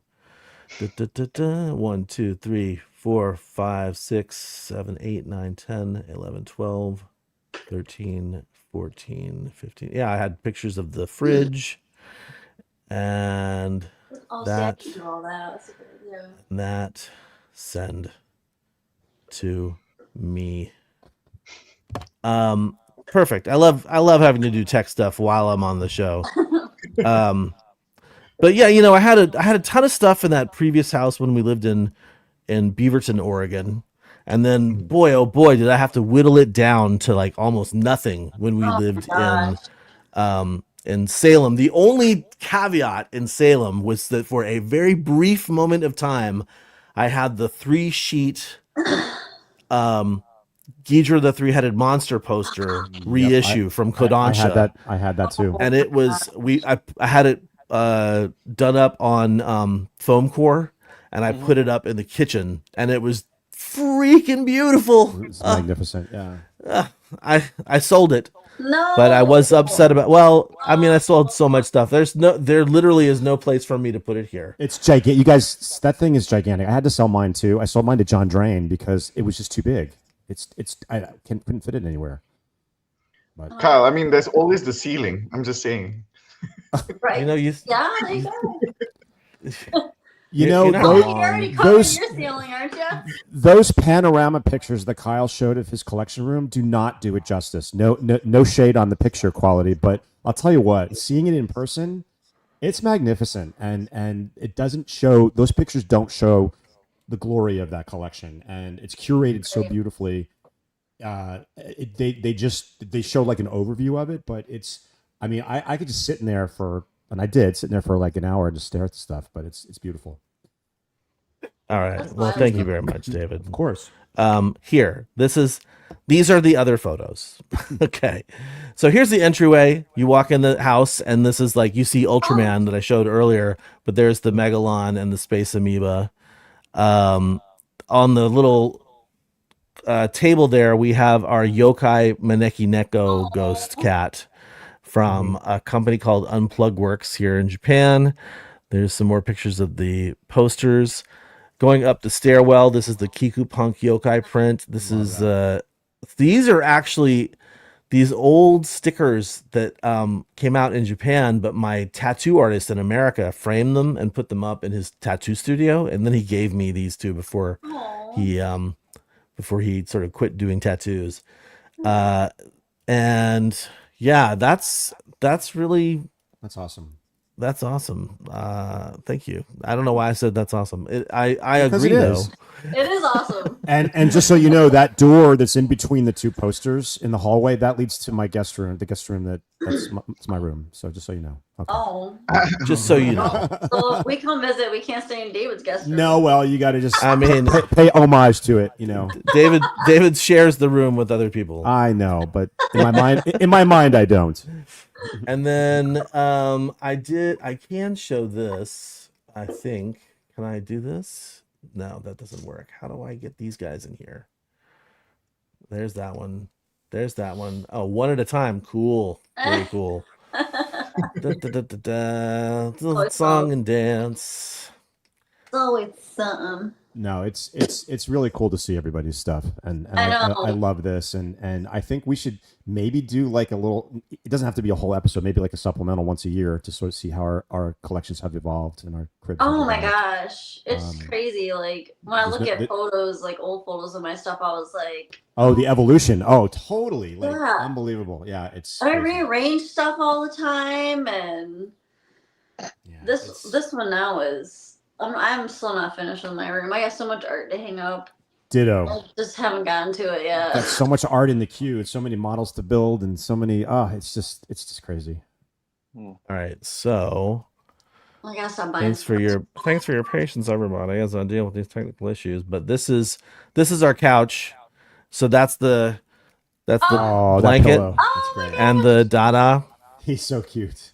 Oh, I And love you so then much. adorable. we also have this this setup with some of our DVDs, and this is just a small fraction of stuff. This is kind of like the DVD collection where you're like, oh, you guys like some movies? These are some of our movies. And so it's like a smattering of things that Lady Kyle likes and things that I like. But that is our taxidermy Tanuki up top. His name is Tsutomu Nukagawa, which is a reference to Animal Crossing. And then we have these Konatsu. Yes. That's Kaiju Negora and Shibara. Oh, Shibara. That's right. I have too. Yeah. And then these are some of our pieces here. David will recall that Tanuki was a gift. Definitely recall that Tanuki. He's so cute. So cute.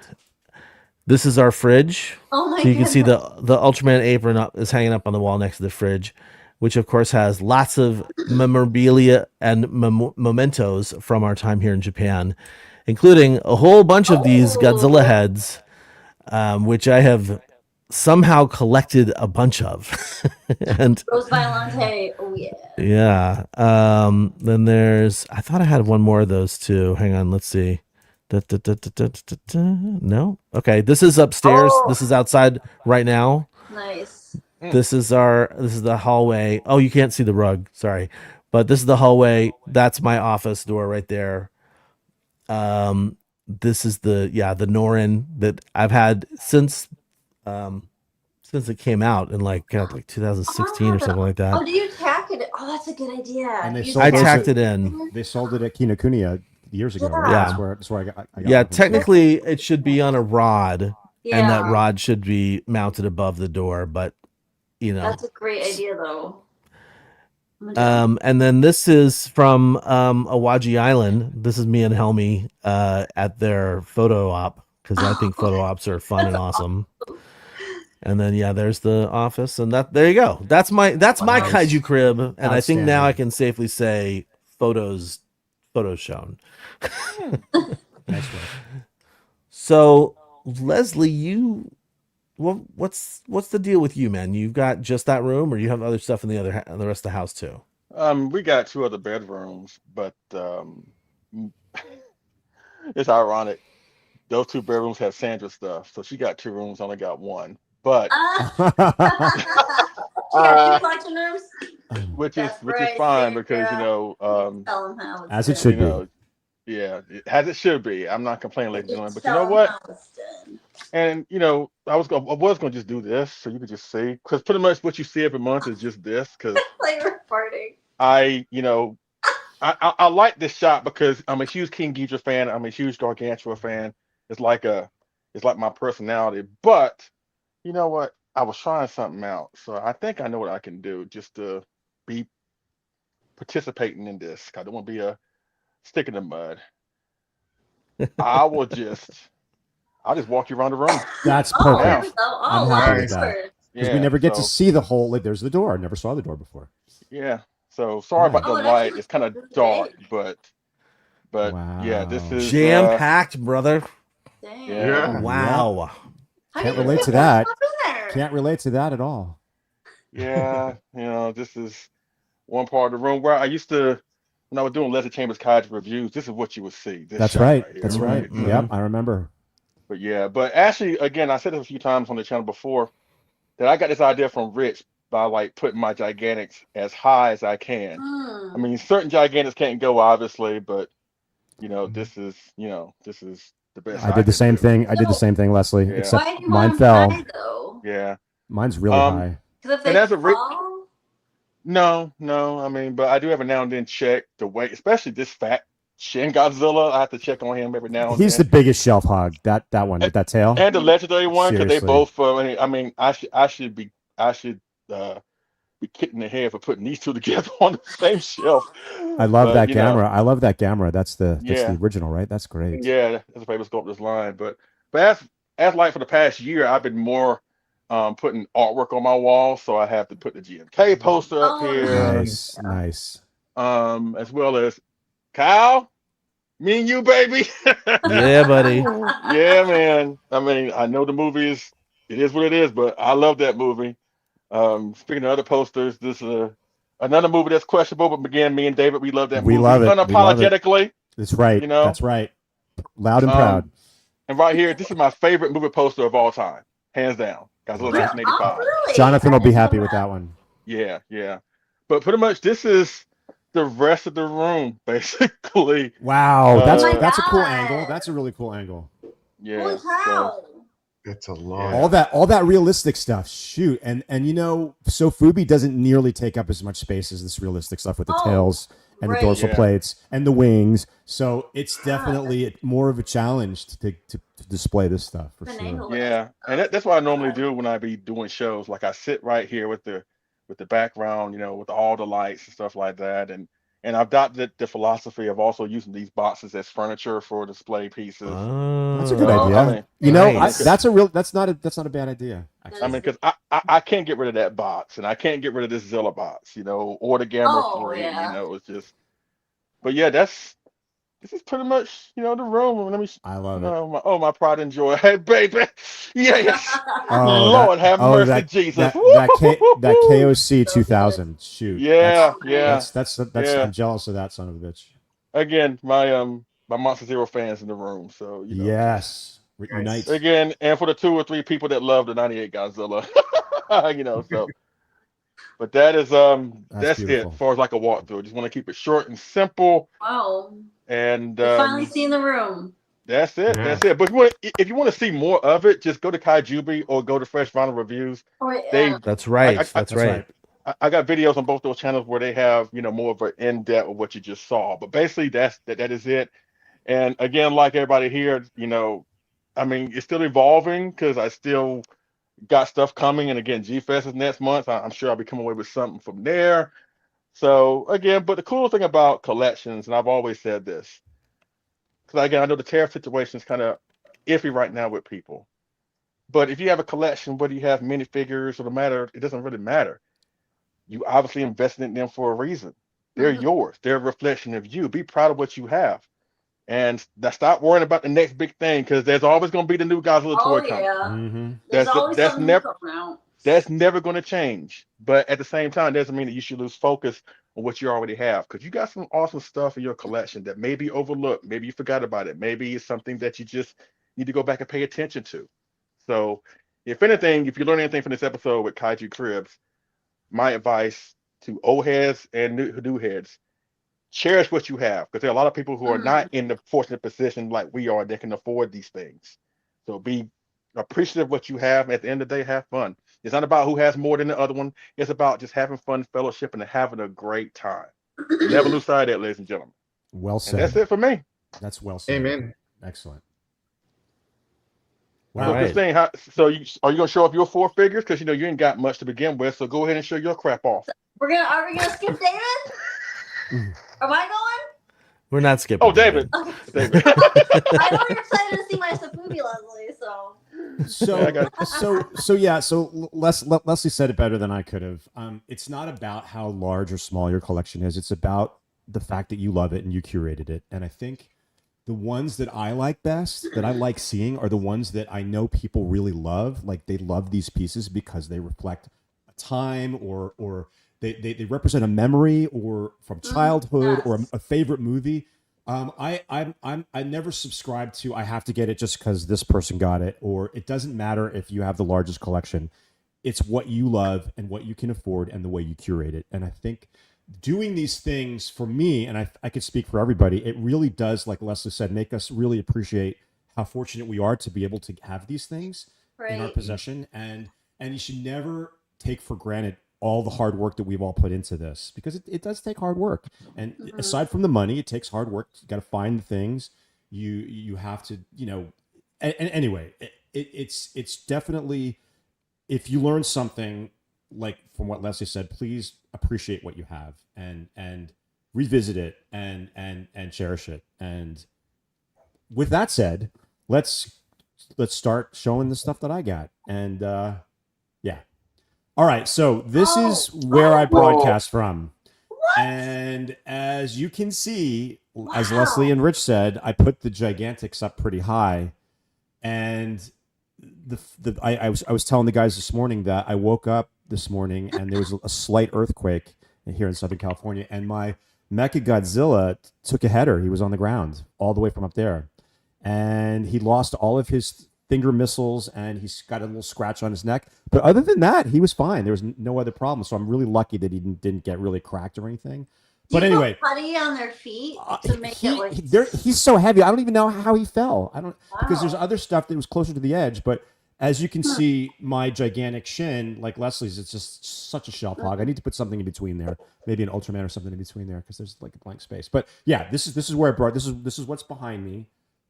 Next to it, there's a lot of model kits there, and there's all X plus on the shelves above. Like the first two layers are all shelves, rather, all X plus, and there's model kits. There's Ultraman model kits on one side and Godzilla model kits on the other side. So that's where we are right now. Of course, the Collect All Monsters pillow that comforts my butt as I'm doing the show, and so everybody needs one of those, don't they? And there's my modeling supplies. I should have just move that out of the picture. But this is where the magic happens. This is where I build the models.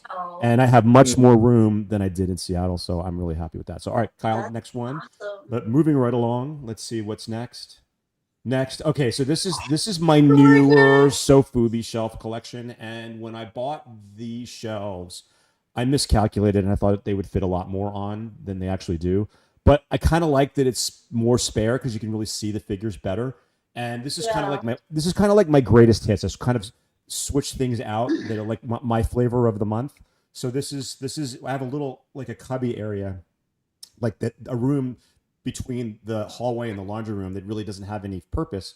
But this is exactly, it was meant for this space. So that's there, my Sofubi collection, and then that's just a close up of one of the model shelves. That's a nice. And thank you. And this is of course, the Shag print. Keith and I bought that as a housewarming gift for ourselves. That's that's awesome. right in the dining room, like right front and center. And the funny thing is, guys, we based the colors of our living room on that artwork. Oh, really? So a lot of the things reflect those colors in their orange, purple, pink, and stuff like that. So, all right, Kyle, next one. Let's see. All right, this is the little area right before you get to the bedroom.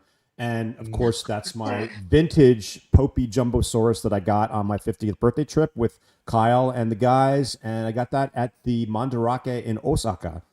And, I think about that quite often, yeah, David, because do you? In hindsight, especially nowadays, in hindsight, you got that for a steal comparatively, absolutely to what you would pay today for that figure. Yeah, it was $400 for that. Yeah, wow. And it didn't have a box, but and all of the pieces are intact.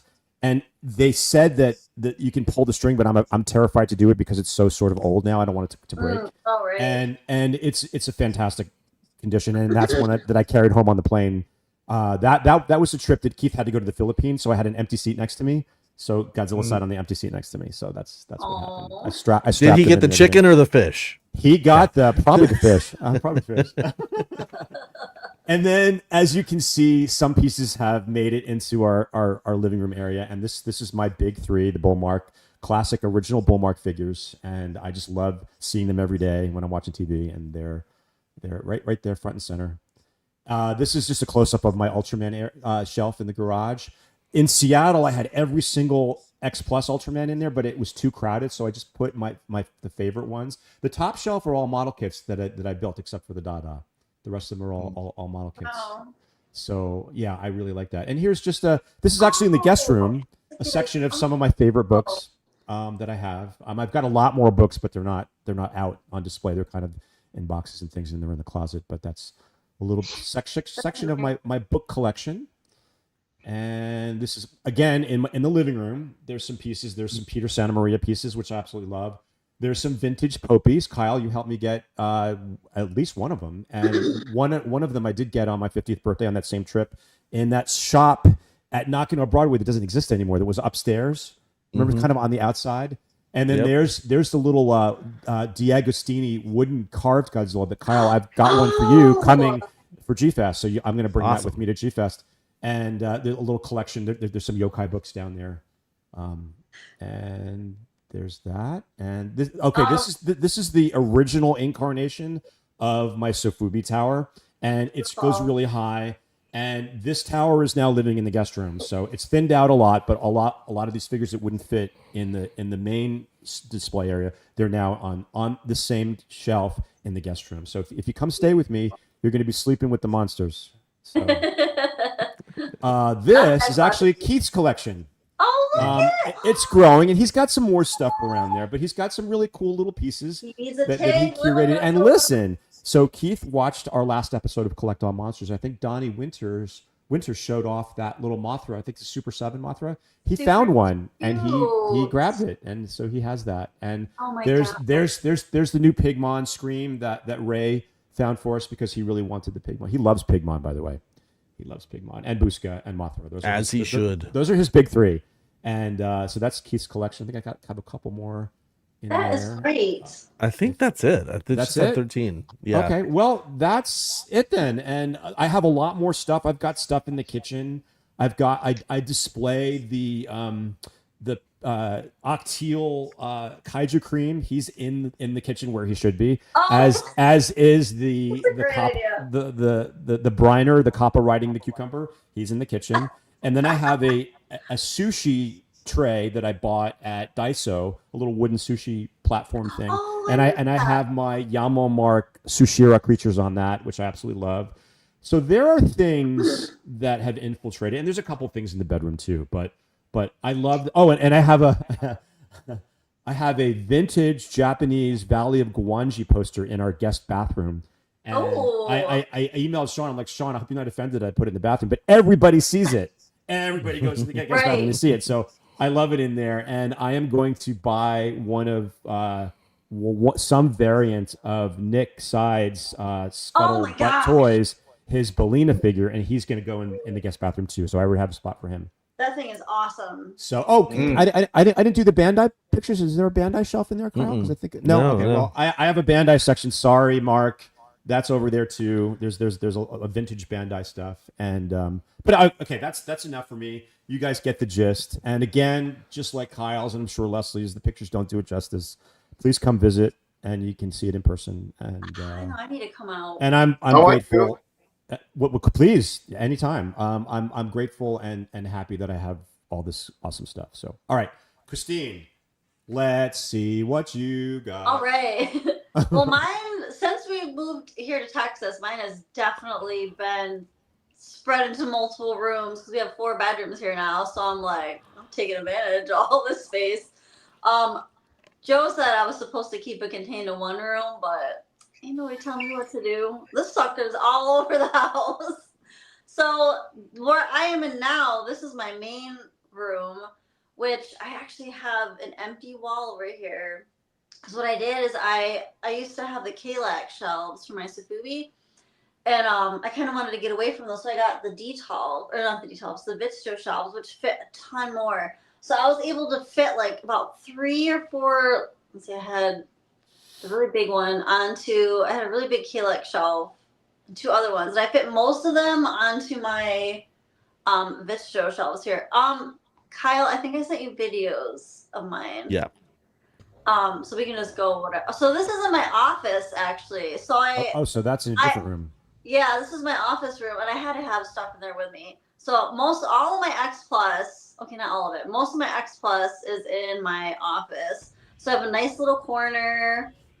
So I mean, it's great to hang out with those in there all day. I love my X Plus figures. When I first started collecting, it was mainly, well, I started out with Epic Monsters, and then I switched. I moved on to X Plus, and I was big into X Plus for a long time. I mean, I still am. But mostly I focus now on Safubi. But so yeah, that's in my office. I have some posters in there too as well. I have posters in the hallway. I have posters in the bedroom. I have like stuff in the kitchen. The little pizza, guys, the little pizza cutter. I love that thing. Oh, yeah, this is more of my X Plus, and we all forget that you do this. You have a large realistic collection too, because you focus mainly on the Sofubi when you show things, and you should definitely show some of that stuff off too. I know I do, because I love, because after a while, I think we talked about this before. I love X Plus, I do, but it's just a lot of wall of gray kind of colors. So this is in the bedroom. This is on my side of the bed. So I wake up every morning, and this is what I get to look at. It's pretty fantastic. Nice. I love these posters. I love -1. So I was really lucky to win. I forget who was giving. There was a couple different companies that were giving away for the posters from -1, and I won one of the sets. So I got 4 -1 posters. This is in my office. I love Tom Whalen's Tom Whalen's great. So I had to get the Biollante. And then I have the Mondo Godzilla vs. Biollante poster in there as well. So, because I'm in that room pretty much all day, every day, because I work from home. So I definitely wanted, to be able to look at these all day when I'm working. I love those posters. Well, that's a great one. Yeah, that's one of my favorites. And no, I mean, like what you guys were saying earlier, to appreciate what you have, because when I go back and I look at when I first started collecting, this is the other side of my main room, so that's like my side over here, and then somehow I crammed all these guys onto risers. Risers are a lifesaver. That's how I have most of this stuff even on here. Some of my posters in here. I really need to finish hanging up more art. I have so much artwork, and I just kind of been slacking on putting things up. It's expensive to frame stuff. Even if you have like 10 pieces and like you want to get the cheap Michaels frames, that's an investment, honestly. Oh yeah. I was going to say the same thing, Kyle. I mean, framing these posters, and a lot of them aren't standard sizes too, which is like adds to the, you can't really do the Michaels thing. To get a mat and all that. Yeah, but I really definitely do, because I look back, because when I first started seriously collecting, like, I got stuff when I was growing up as a kid in the 90s and all that, but I didn't really start until 2011 when the first SH Monsters came out. Oh, that's in my office too. And yeah, I look back and I was like, wow, I mean, I loved everything I have, and like I am really grateful that I have been able to get a lot of the pieces that I have, because when I first started collecting, they were definitely a lot cheaper. Now I'm having to focus more. So actually the past couple months, I haven't really been buying as much. I'm really trying to focus on the certain brands that I'm really into right now, because everything's getting more expensive. So I can't just be like, oh, I like this. I don't need everything, but there's a lot of things that I like. But I really have to be picky and choosy now, because I want to try. Yeah, we all do. I think we're all there, Kristen. I think we're all. Yeah. Maybe Helmi may be an exception, because he seems like got a great ginormous space. We all have to be really cognizant of where the stuff's going to fit, even if we can afford it.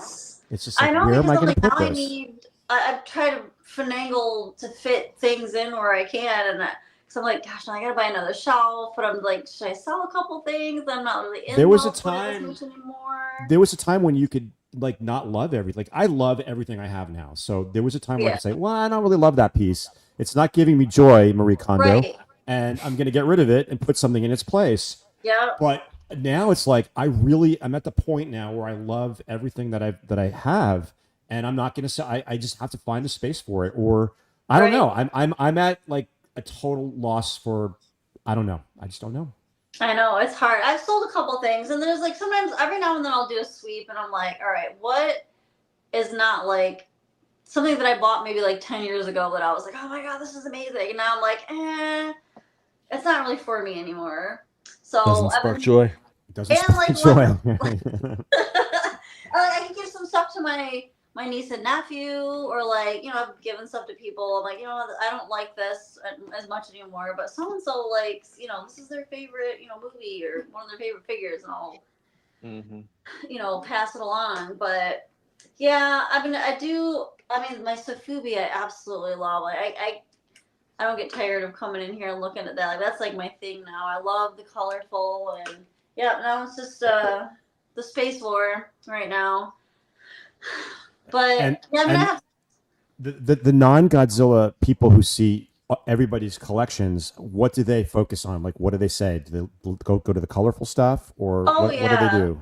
when people come over, like it's funny because you'd think they would like the realistic stuff from the movies. I mean, they recognize that. They'll recognize, like, oh, that's Godzilla.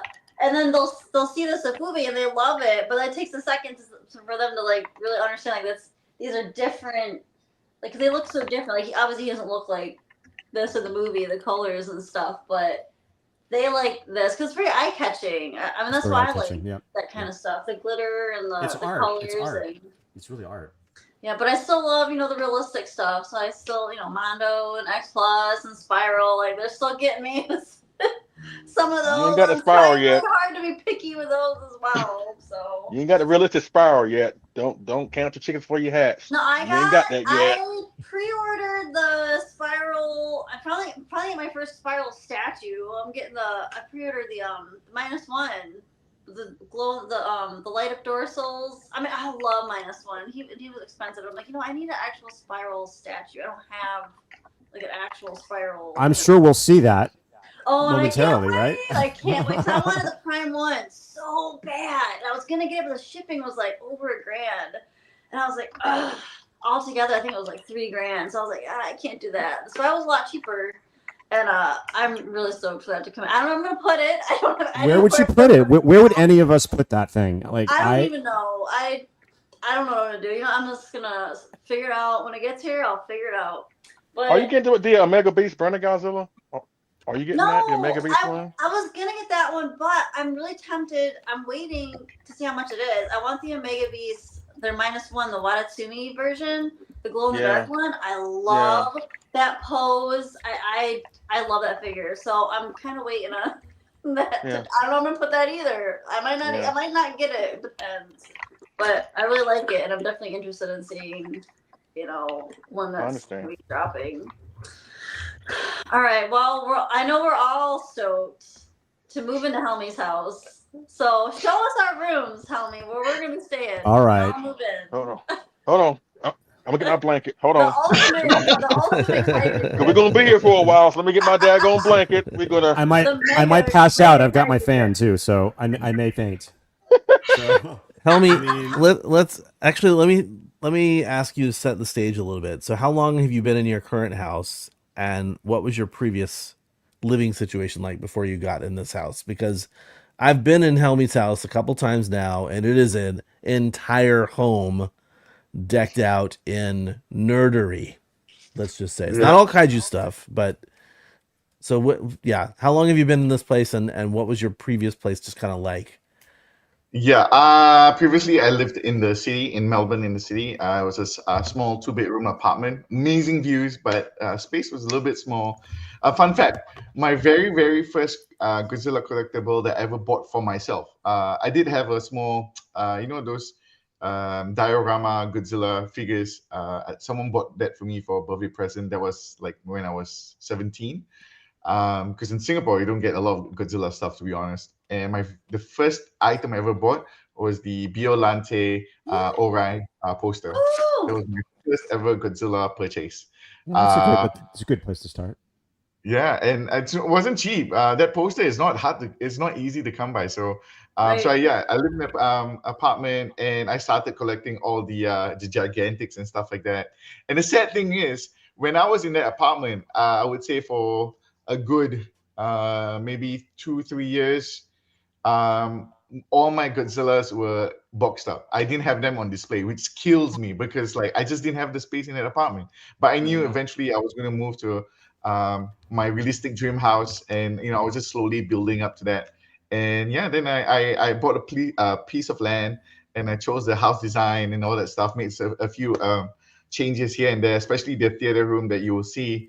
The original layout wasn't like that, but I was like, nah, I need my space for my Godzilla themed theater.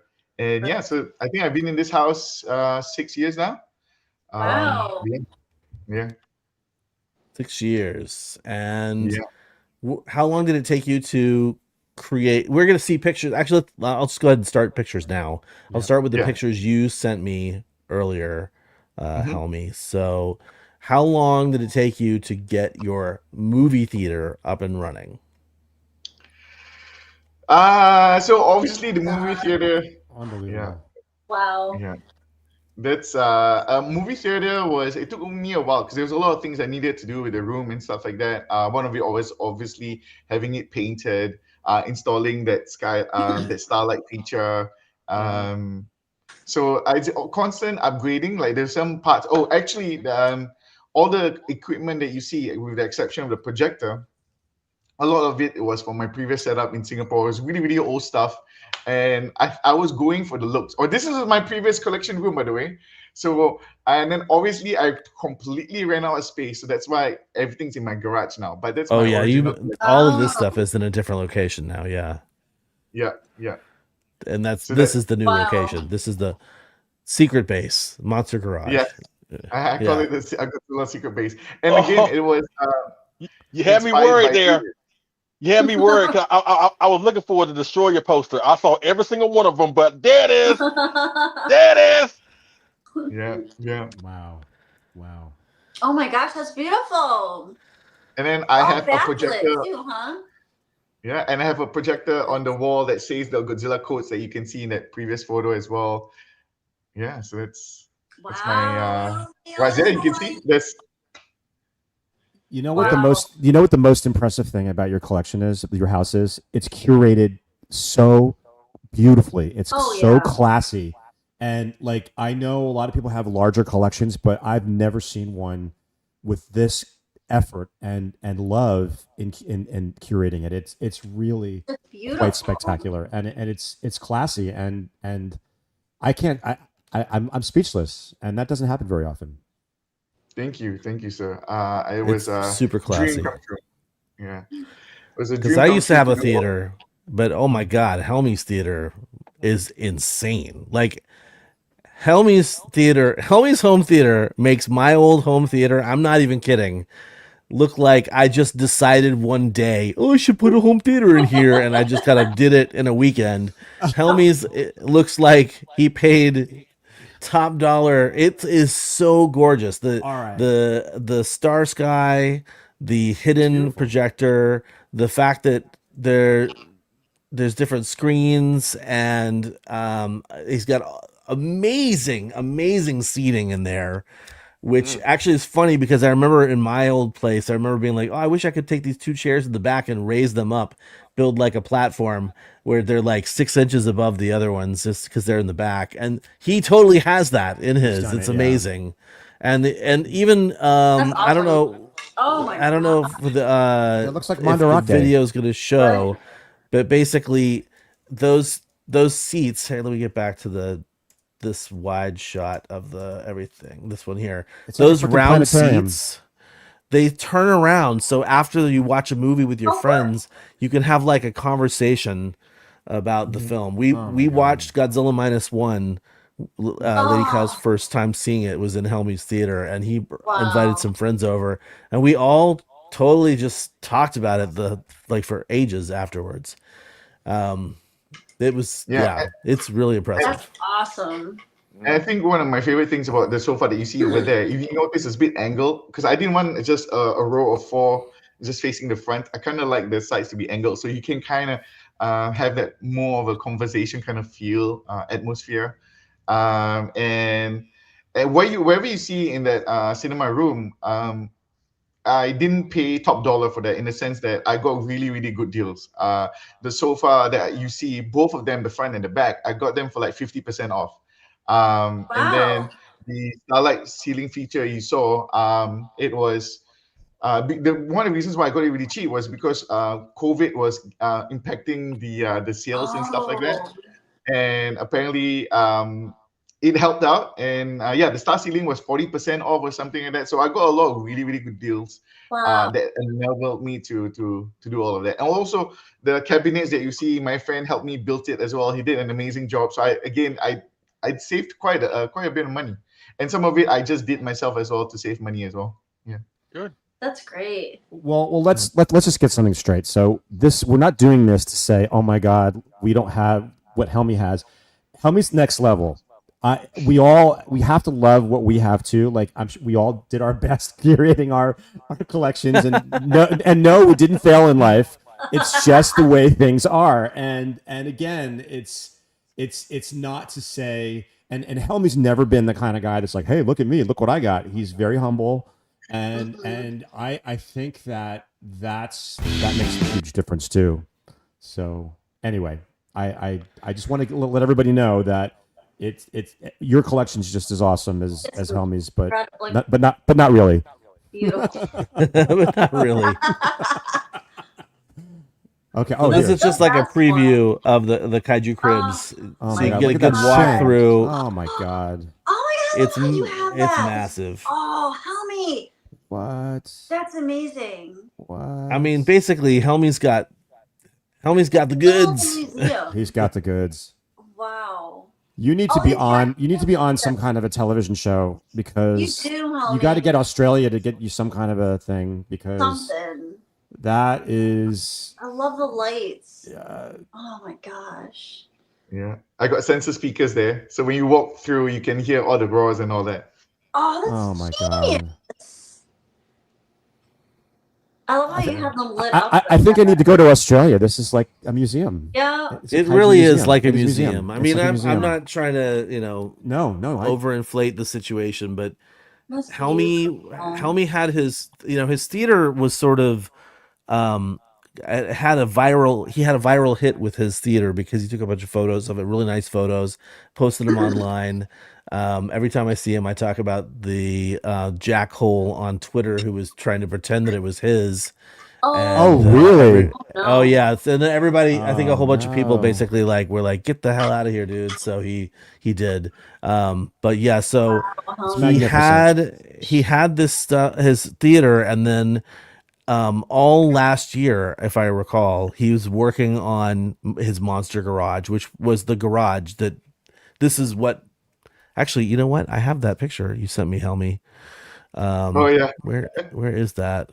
It was the sort of before picture. I think you sent me a picture of that before too, because you wanted me to see what the garage looked like before. So, which is so wild because even looking at the picture and having been in your garage, I'll show it off in a second. But I was like, no, that's not the same space. There's no way that's the same space. But it is. and I love that you have a little bit of everything too. You've got a little bit of everything. You don't have Right. one thing. You've got Sofubi, you've got Gashapon, you've got realistic, you've got model kits, you've got posters, you've got VHS. I saw that you got records. I mean, dude, I didn't know it was this intense. It's And the lighting is like perfect in there. Wow. Yeah, this is. What? I don't like. That doesn't make sense that this is the same Oh my god. space. I don't understand that at all. That's all my stuff There's outside. I had no to way. just What? wow, just wow. I'm Oh my gosh, that's incredible. I didn't And look then- at the oh, wait, outside let me- time because I wanted to be surprised, and boy, am I surprised! Yeah. Yeah, Oh that's the picture that I saw. Yeah, that's clearly you don't put your car in the garage. See, we have our car in the garage too, so that's I mean, got to use the garage, multi-purpose garage. Yeah, that's That's the before. same space. It's Same space. not even. Oh my god. See, it looks so much smaller there. Yeah. Oh my god. See, Helmi's also lucky to have a partner who is into this too, because Right. not everybody's partner would allow their house to be this, and bravo to your better half for that too. I think because she's very, very understanding. I mean, to be fair, I bought the house before I met her, but even fair then, enough, she but was still, very you supportive. got Yeah. you got to share. I mean, partners share things, Yeah. and I mean, but on the other hand, Helmi, it's so damn awesome. I think any partner would be like, you know what, it's all good. Helmi's girlfriend is awesome. Esther is amazing, and she, like Helmi, is an enabler. So they, I'm sure, enable each other. And every time I'm hanging out with them and I see something, they're like, "Oh, you should get that. You should get that, no matter what it is." And Yes, I remember being in Japan, and Helmi's like, David, you should get that. Yeah, you want to pay for it? And I remember you guys, all of you guys, Christine and Leslie, I know Kyle remembers. Esther contacted us years ago when the show first started, and she wanted to give Helmi a birthday shout out. So we gave Helmi a birthday shout out like 4 or 5 years ago, like the first year we were on the show. So that's how Helmi has evolved into like an icon. And I just saw the reaction video of that, by the way, David.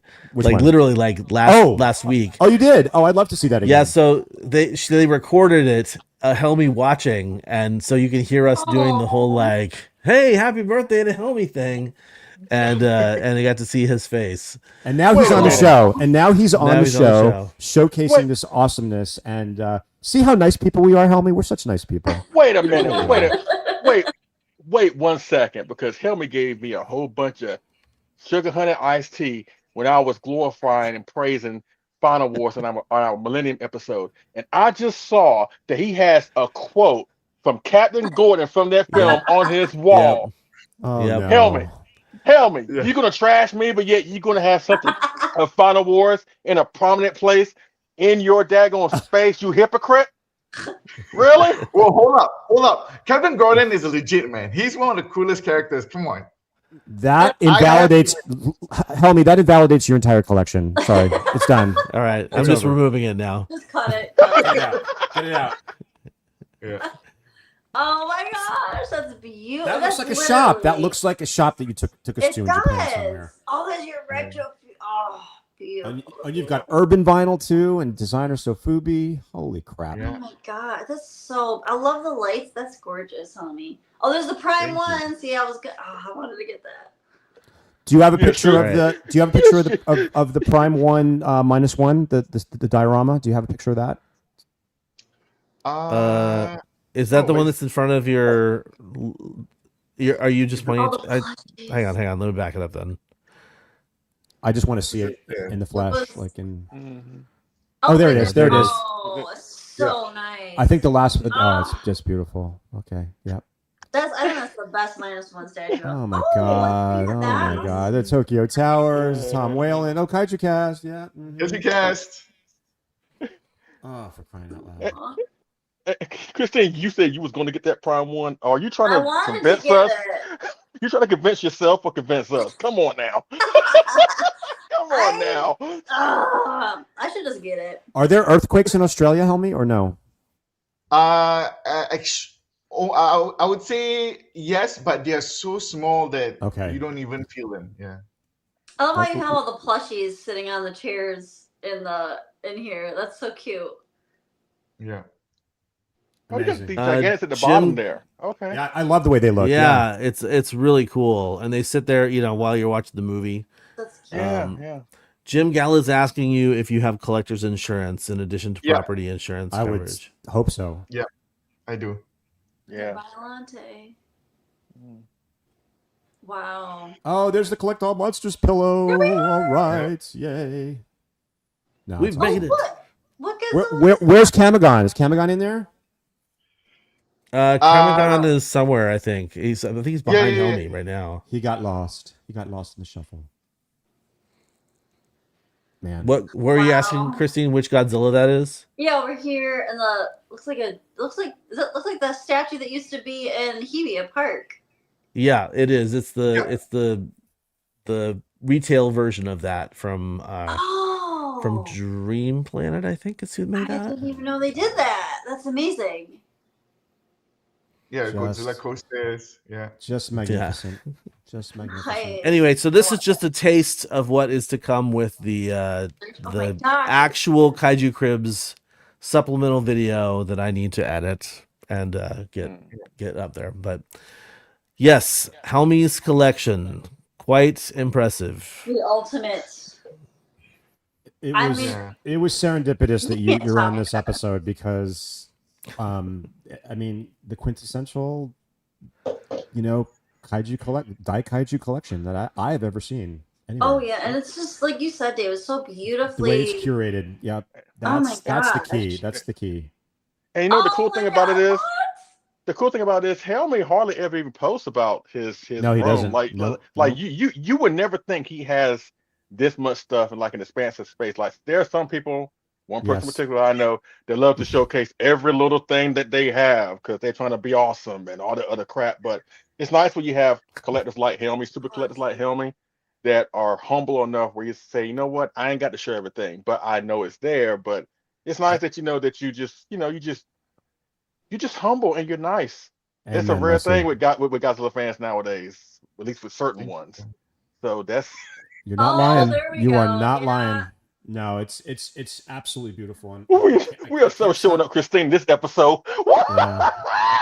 I have this. There we go, Leslie. There's Where's one that for wrong us. moving There's into one for us. Helmi's house? There's one for us, David. There's yeah. Yeah, Kyle, you like that movie too? You like you like 91, don't you? I like the artwork. Oh, diplomatic. To the Oh, core. yeah, All we right. can Well, have a conversation about that. that deserves a round of applause. All right. Thank you. Thank you. I'm blown away. Blown away. And that The doesn't most happen very often. Beautiful collection I've ever seen. Just oh my gosh, that's amazing.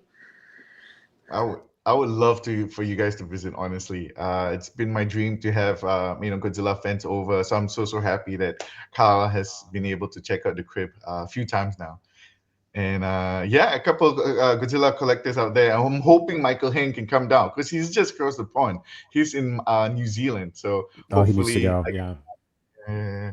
And I got extra room, so anyone who comes down, they can just stay here for free. Not a problem. Helmi, I sleep in the gotta garage. ask, what is not what's next for you, but like what is your next? I know what it is. You're working on that other room, right? You've got sort of another collection room that you and Esther are working on together, right? Yeah. So there is another sit-down room where we have a small board gaming table there, and then we're gonna play maybe all the Godzilla board games over there as well. So I'm gonna set up some nice music, nice music setup, and a couple more posters there. Honestly, what you saw is my realistic dream, like theater or cinema. I hope I have the opportunity one day to build my actual dream cinema, and hopefully I want to have even more Godzilla stuff. Wow. Well, Your you know dream what? cinema. What do you got now? Is this What your does like? that mean? I mean, dream I cinema. don't What? How could you improve on that? For crying out loud!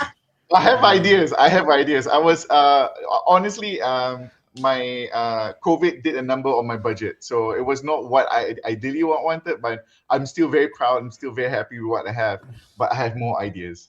Yeah. Oh wow. Leslie and Kyle, do you remember we were in some shop with Helmi in Japan and we're talking, and Helmi, there's some kind of a piece we're all looking at, and Helmi goes, "Yeah, you guys should get this for your theater room." I'm like, theater Which room. shot was that? Theater Cool, room. tell me. Theater Yeah. room.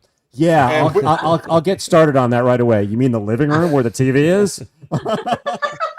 but now Helmi now knows how big my TV is. My TV is like this big. but having seen this collection in its in this form, now I understand. And yeah, I mean, I guess I could call it my theater room. I could change the name of it. Living room. No, that's my theater room. There you go. But there you go. it's definitely something to aspire to, and again, I can't stop saying it. I'm blown away. Yeah. Like just Yeah. Come on, So do come you on. have how are you gonna put the two life-size Godzilla statues in the entryway to the house? Oh man, I wish they're expensive. I recently found out how much a human-sized Godzilla will cost. Apparently, from some companies, Mm-hmm. it's about 120 grand, and that's just too much for me. Yeah. Oh my You need god. two of them. One for each side of the entryway coming up. Yeah. What you should do, Helmi, is you should have somebody commission. You should commission sculptures. One of Godzilla that sits on one side of your entryway, and a Mecha Godzilla that sits on out of granite or something like that. Oh yeah. Very Oh, cool. okay, Helmi. Which Godzilla would you have commissioned? Yeah. Which one? Easy for me. I think Kyle knows this, or the Burning Godzilla. I know it's very cliche, but The which one? The Burning Godzilla, Oh, 1995. Burning 95. That's not Yeah, cliche. A lot. That's a popular Little light Godzilla. up. Yeah. Oh my gosh, that'd be amazing. I think it's either that or my top three designs, probably 95, 89, and 92. Mainly because those were 92. among the first few Godzilla movies I've ever seen as a kid. So Nostalgia I is think strong. that's why- Nostalgia is strong. Yep. That's exactly what this world needs. More burning Godzilla. That's exactly what we need right now. I knew it. I knew it. Yeah. I have to say though, like my cinema, Godzilla really heavily inspired it, and I don't know if I told you guys this story before, but when I was designing the cinema and all that, I was thinking of a theme, right? And back then there was not a lot of Godzilla stuff that you can really decorate a cinema with. And I was like thinking, wow, what should I go with? When I was a kid, I really, really loved wrestling. So the original idea was going to be even wrestling ropes on the walls and stuff like that, and maybe some. And I was like, I'm so glad I didn't go down that route, and I went down the Godzilla route. Oh, I'm so glad you didn't go down that route too. Yeah. And I mean, you could get those theater ropes, like those velvet theater. He ropes. has that. Oh, you He has have that. that. Okay, well, The stanchions, sorry, yeah. I was too mesmerized by the figures to notice that, Kyle. He puts, so actually he's got a curtain up in the doorway, right? So course he does. when you go sit in the movie theater, he closes the curtain, but then there's a stanchion set with the velvet rope outside that too. It's like it is an experience. Can you hire me as an usher? Yeah, actually, when I Right went this way, to please. visit Tickets, him, please. when I went to visit him in December, he had to work the first day that I was there, and so we sort of chatted about movies the night before. And he's like, "Oh, here's the deal. I'm gonna set you up in my movie theater room, and you can just watch movies all day while I work." And I was just like, "Okay," like it was awesome. Yeah, I'll take that usher job. Yeah.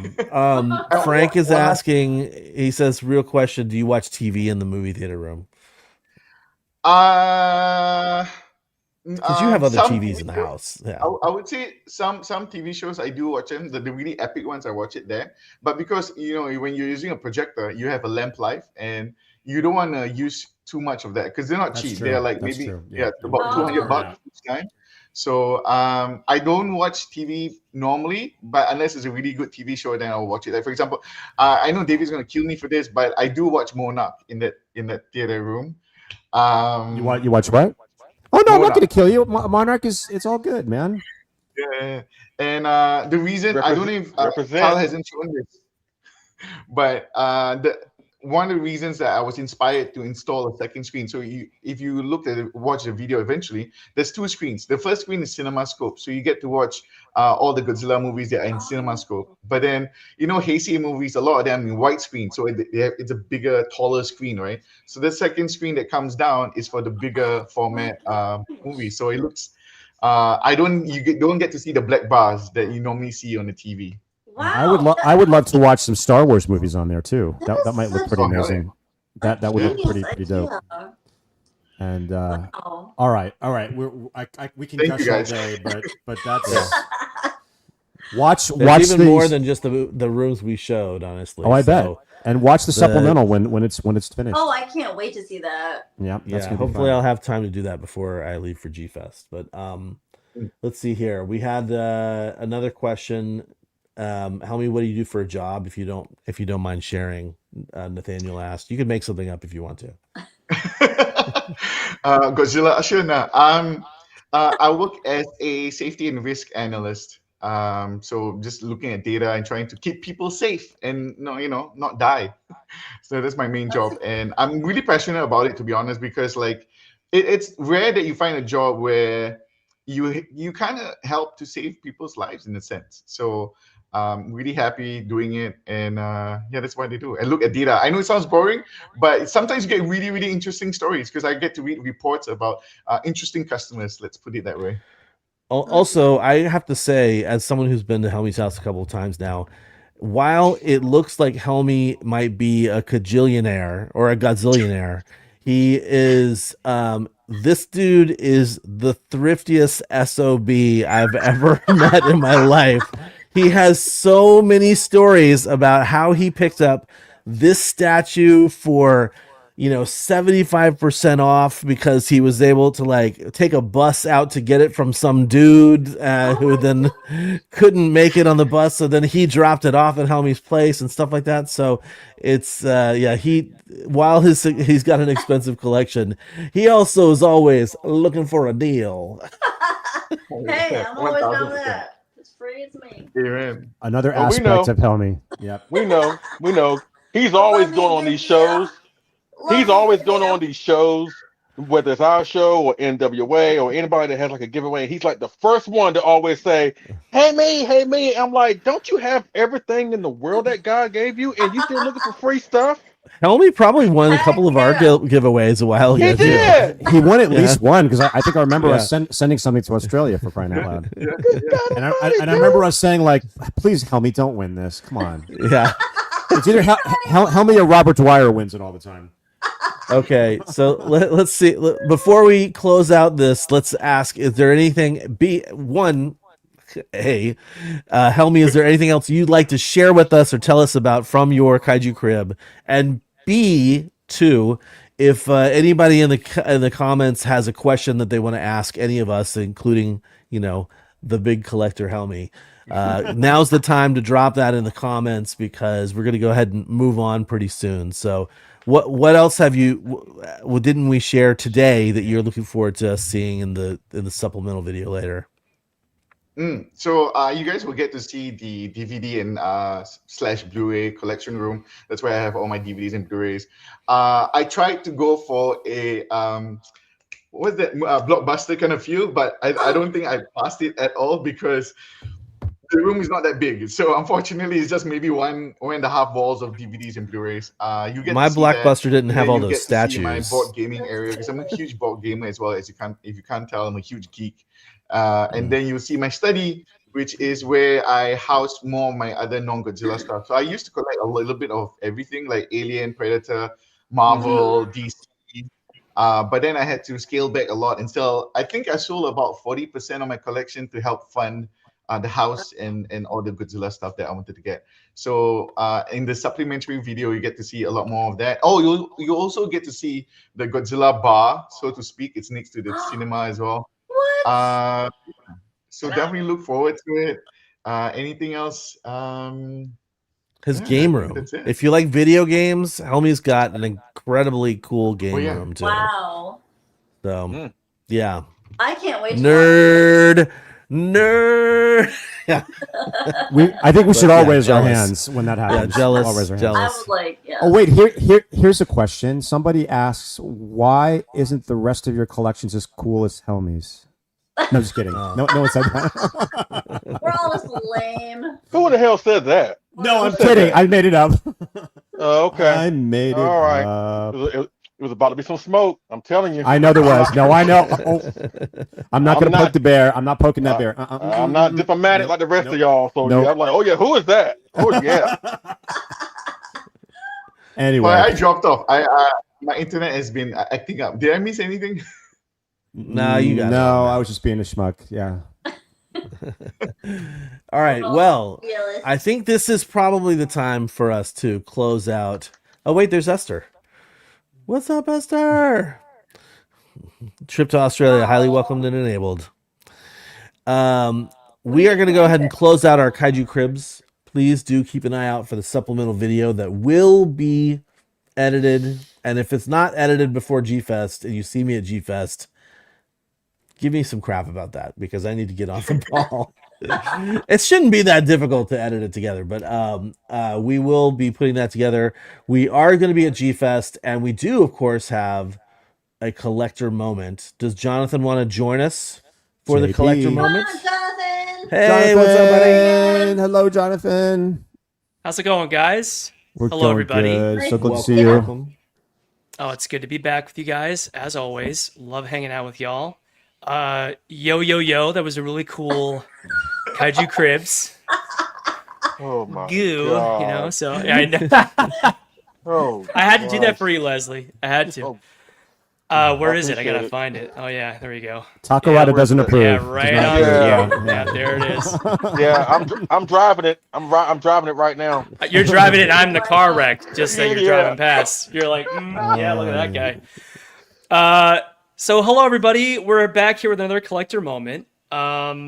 This one's really cool because this is the first one that we have sort of tried to utilize our new form with, and rest assured, the ones we do in the future, and anyone who wants to submit their pieces to us will have a nice curated, organized form that should enable enough space.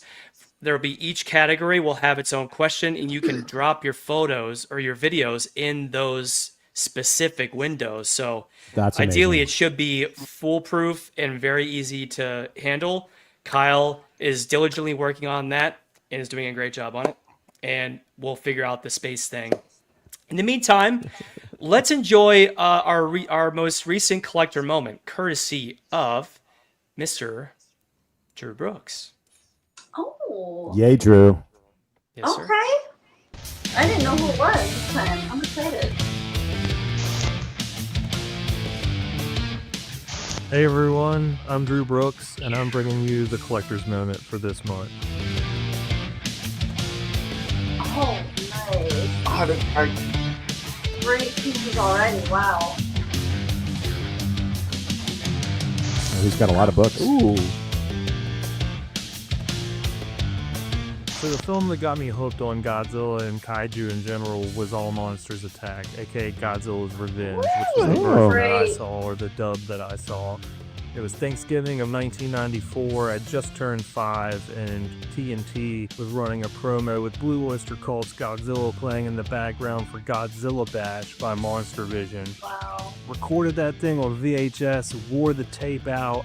As a little kid, that movie really spoke to me because it had all the monsters in it, and I just fell in love with Godzilla instantly, even though it's not my favorite movie looking back on it, but it holds a special place in my heart. And me and my lifelong best friend Patrick, we connected on another level with that stuff, and I think it's what sent me down my path that I've been on since.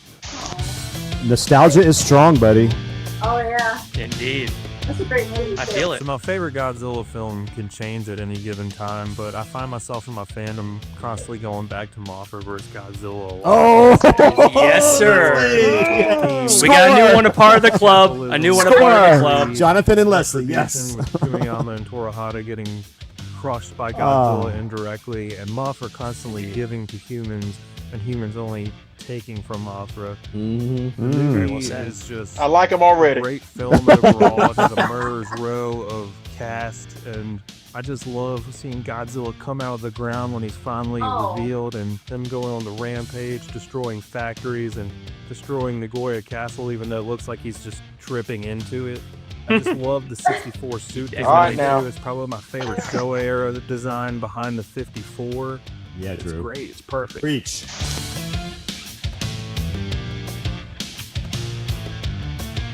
Probably around 2015 that I got into the SH Monster Arts figures and went down that rabbit hole and Just loved like those Christine. for years. That's been a Flash yeah, forward to that's like a 2021, like the end of good evolution. 2021, I ended up befriending Jeremy Monty, his page Tokyo Toy Barn Oh, yeah, on Jeremy, Instagram. Yeah, Jeremy's great. And he was posting all these awesome pictures of Marasan figures, Sofubi that I had never seen before. There you go. I think I commented on his 450 Mecha Godzilla with removable head post and said something along the lines like, I love doing one of these one day, awesome collection. And he DM'd me back, super humble, and it's just like, I don't mind getting you these, like for a small finder's fee. happy to find some of this stuff for you and ship it to you to the States. After that, I found out about Jake Key and Jacob Walsh's show, YHS we on love Monster Jake Key. Island. Then found out about his shop, Tokyo Yeah. Toy Town, which I've gotten in trouble on a whole lot. And how long Happiness all. from there, also, I found out about Collect All Monsters Facebook group and the show, and became a watcher ever since after that. Nice. I started doing a little bit of everything, so Fubi, Bandai, Movie Monsters, and X Plus, but probably around last winter, I kind of got my foot out of all three and just kind of whittled it down to vinyl. And this He's was got some kinda sweet like pieces. Just my vinyl shelf is Indeed. kind of where I'm at now. Also, on like a Leslie, you see that small poster level, I back there? dabble in Yeah. designer vinyl Uh-huh. as well, but I kind of mostly try to stick to just anything that's like Halloween related, Friday the 13th, That's cool. or just Very cool. monster related. I'll see you binge at night. First kaiju figure I ever owned was an Imperial bootleg Godzilla, just like many Oh, others yeah. in the group.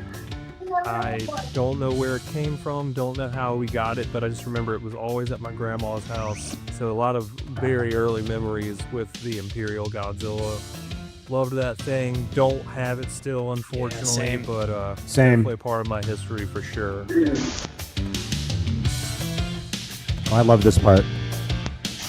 The first piece I chose today for my top three collectibles was this G-Fest 2025 exclusive Kaiju Cream. Beautiful. For obvious reasons, this is just an amazing piece, and Octeal does such a fantastic job. This one's special because the late great Ed Miller was actually able to acquire this for me. Gave me a choice of which color I wanted, and super humble, super nice. It was one of the nicest things anyone's ever done, and the fact that he also didn't want to charge me like a finder's fee, he just wanted me to pay cost for it, and he just wanted to help out a fellow Godzilla fan, and I'll never forget that. So this piece is special because of that. That's a great The story. second collectible I chose from my collection today is this Marasan Daimazine. My wife and I finally got to go on our trip to Japan we had been wanting to go on for years this past February, and there was a day where I got to go to Nakano Broadway and spend the day with Jeremy, the Tokyo Toy Bastard, so it kind of came full circle because he got me my first Sofubi piece, and him and I went toy hunting, which was really cool.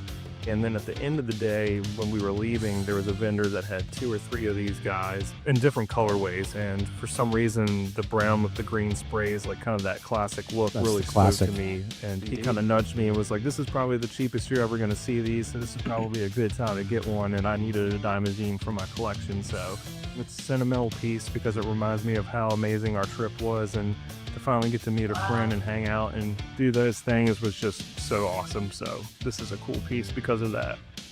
The last piece I wanted to showcase from my collection today is this Passion Tank Shirahama Toys collaboration Masugoji. I think that they knocked it out of the park with this colorway. I do think this is the best sculpt of this suit that you can get because it looks very realistic, but also works in Sofubi toy form really well. And you know, they just between the claws, the fangs, the brows, and the stare, man, this thing is just absolutely incredible. Highly recommend it. It's one of these standout, if not the standout pieces in my collection, in my opinion, and it also just goes hand in hand with my love for Mothra vs. Godzilla. That was great. In closing, I'd just like to thank everybody for watching today and taking the time to check out my collection. Oh, wow. Super special thank you to David, Christine, Leslie, Jonathan, and Kyle for inviting me on their amazing show.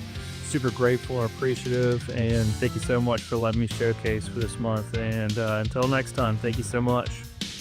Thank you, Drew. That was awesome. Fantastic. And well done, Jonathan, too. Jonathan, Excellent. streamlined, Lovely job. streamlined, perfect. That was Love it. amazing.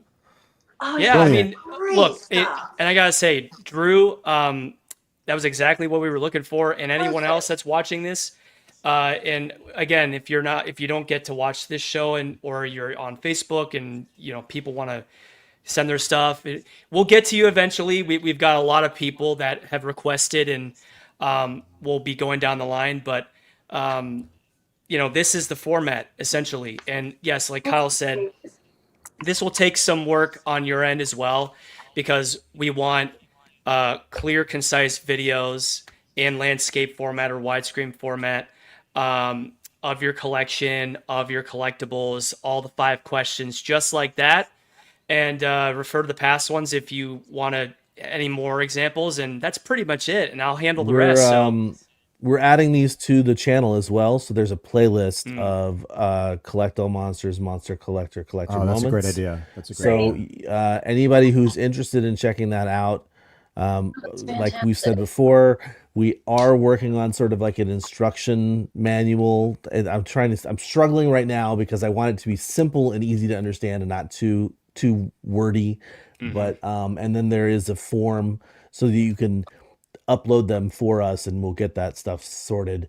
In the meantime, we will, if you're interested, just let us know. A lot of people contact David, some people contact Jonathan, etc. So we definitely we want to keep doing these. They're awesome. And really, I'm going to say thank you to everybody who's done one so far, but really, Yes, please. Yes. huge kudos to Jonathan Portman because he Absolutely. is making these so good. They really evoke the type of like production value that I feel like that we have, and like it really works so well for what I think we do. So excellent work, Jonathan. I wanted to shout you out for that specifically because I appreciate it so much. Thank you. It's a pleasure. We are going to go ahead and move along. But I think before we move along, there were a few questions at the end, and I didn't want to not answer them. So Nathaniel Plummer asked if we were going to talk about the Godzilla Melee remastered video game trailer that comes out November 3rd. I wasn't going to because we don't do news anymore. I will say though that I was a huge fan of those Pipeworks Godzilla games, so I think it's really cool that they are getting remastered for the modern platforms. Even though I don't have myself a PlayStation 5, but apparently I'll be able to play it maybe on the Switch. Someone else, Jeremy Chambers, asked if we would want to see a Teen Titans and Godzilla series, and I gotta say I don't actually know Teen Titans that well, so there probably will be because it's WB, right? So there probably will be Comic book eventually. series, I'm is sure. there a Teen Titans show out now, or is that like Oh yeah, comics? there's many iterations. There was a cartoon, there was a couple movies, there was a live action that I think either was done or is being worked on, and there's the comics for sure. It's like basically I don't know much about it, but for my company, we did some junket EPK material for the previous movies, and it's basically just like the young versions of like what would be Batman or like Robin and it's like the younger team basically. Yeah, like Robin, Cyborg, Beast Boy, and Kanye West, and all that. So I mean, hey, there could be because they've already done the Justice League crossover, so I'm assuming that's on the that's fresh Sonic the material. Hedgehog. There's so many. Speaking of the Godzilla Monsters Melee, Destroy All Monsters Melee. So when I saw that news, my heart exploded with joy because forever, I think a lot of us who grew up with that game or who played it had always said that is the quintessential Godzilla fighting game. It was the most fun. You got to remaster them. Just please and for years, Atari Pipeworks was like, nope. Save the Earth was also my favorite. A little more buttoned up, a lot more kaiju, a lot more to do. But hey, I'm glad we're getting Melee. I remember distinctly going to GameStop with my friend after school, my senior year of high school, to pick it up on GameCube, no less. When it came out on GameCube, can you believe that? PlayStation 2. Yeah, PlayStation 2. But what's cool about this is it looks like they're going further, and it's going to be they're using newer, like updated models, character models, and some newer UI and graphics. So, kind of excited for that. I mean, I hope it plays just like the OG. Like that would be fun. I'm excited for it because it was definitely a pleasure for a lot of us. I don't know if you saw the with meme. those games. Yeah, I love those games. I don't know if you saw the meme how Grand Theft Auto 6 is coming out in November because there's no other games, and then there's like Godzilla Melee is going to Godzilla's like, hold my beer, Yeah. Oh, Save the Earth should be done as well. I mean, That's my favorite one, and that's I the think one I I played saw the most. somebody saying that. Actually, Ray2D2 saying, "Hopefully, Save the Earth is next." And I think I Yes. saw I like that online one somebody better. saying that will be up on the next docket. So I mean, I'm excited because I have the Godzilla PS4 game, and whew, Yeah. that thing is a slog. I don't really enjoy It it that is much. frustrating to say the least. Yeah. I remember at times playing it and being like, "Oh my god, this is so cool! Like these character models are amazing." And Mhm. then I'm like, the fighting and the mechanics. I'm like, I am going to throw my controller. Like Mhm. I'm going, but then you see like the Super X come in, you hear the music, and I'm like, "Oh, that's a Super X," and then I'm frustrated again because he's beaming the crap out of me. Anyway, yeah, Well, good times. There, Great I oldies. believe that answers the extra questions we had. So I'm going to go ahead and close out the show. I'm going to say thank you to all 42 people who are still tuned in. You are awesome for being here. Actually just realized we never did our collector Shout out. our shout outs to everybody who's watching. Oh yeah. So you know what? Here we go. Toku Tim, Nathaniel Plummer, Ray2D2, Larry Latham. You guys are awesome. Let's see. We've also got Noah Bearden was watching. Hey, Drew Brooks was there Drew too. Brooks. Nice work, buddy. Jeremy That was Chambers. awesome. These are the people who were just recently. Esther, we saw her, of course. Michael Heng was watching. That's Frank. That's Frank. Rob. That's Jim. Kyle Kawachi was watching too. Hey, what's up, dude? D-Man. What's that? Some guy named D-Man Leslie 92. Chambers. That's right. Yeah, D-Man 54 was watching. Devo 13.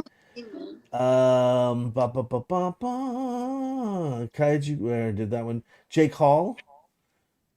Sandra was in there. Who? Oh, Sandra was there too. Yeah, she was there. Awesome. Hi, Sandra. Awesome. Scrolling up. I'm seeing Collectible Monsters was there as well. There's Oh, D-Man. wow. Imagine that. Yeah. Oh, Everyone's that's a really here. nice. That's a really nice statement. I'm glad to have discovered the stream and show. I love your positivity and healthy take on collecting. I have to take off, but I can't wait to watch more episodes. Thank you so much for those. Well, we love you too. Yes, we do. And zooming way up, there was also, of course, Mark. There's We had a whole Mark. bunch What's of people up, Mark? watching, and if we didn't Did. shout you out, sorry about that. We still You get love all you. you get and a we- good old you know. clapping. Yeah, we still seeing you. We still seeing you. We see you. We But love you. We appreciate what a you. jam-packed show in just over 2.5 hours. So Wow. thank you all for Great being stuff. here. Can I Yes. quickly say something? Yeah, I Yes, just of wanted course, to quickly Helmi. say, thank you so much for all the amazing kind words, Leslie and David, everyone, Christine. Thank you so much. It really, it's heartwarming to know that there's collectors out there that can appreciate it. Because when I have friends over, another thing I wanted to mention, the really curious thing when I have visitors coming over to check out my collection, the things that they like, they're not Godzilla fans, right? The things that they like, it's very varied. They have some of them like the Sofubi, some of them like the realistic sculpts, and it's surprisingly, not as many of them like the big Godzillas. There were I thought the big Godzillas would be the most interesting, but no, some of them like the really, really so small Sofubi. So I thought that was really interesting. And I just want to say thank you so much for the kind words. I want to thank you so much to the enablers like Kyle, who's helped me try a few of my collection pieces. And just the 5 pieces I showed off today, literally all 5 were a result of Kyle. So that speaks something. And then thank you so much also to Frank. Frank's helped me a ton because there's some stuff that they can't ship to Australia, sadly, but he's able to help me out. So thank you so much. And most importantly, thank you so much to my amazing partner, Esther. Good call. She's Yes. so understanding and supportive of my collection. I just love her so much. So thank you so much. Oh, So that's great. That's That's adorable. great. That's great. Love it. Well, I don't think we can top that by ending the show on any other note, except by saying, until next time, our planet may be doomed, our Earth devastated, the monsters are in revolt, and civilization is in chaos. We must unite and collect all monsters. See you at G-Fest. Yes. Bye, guys. See you.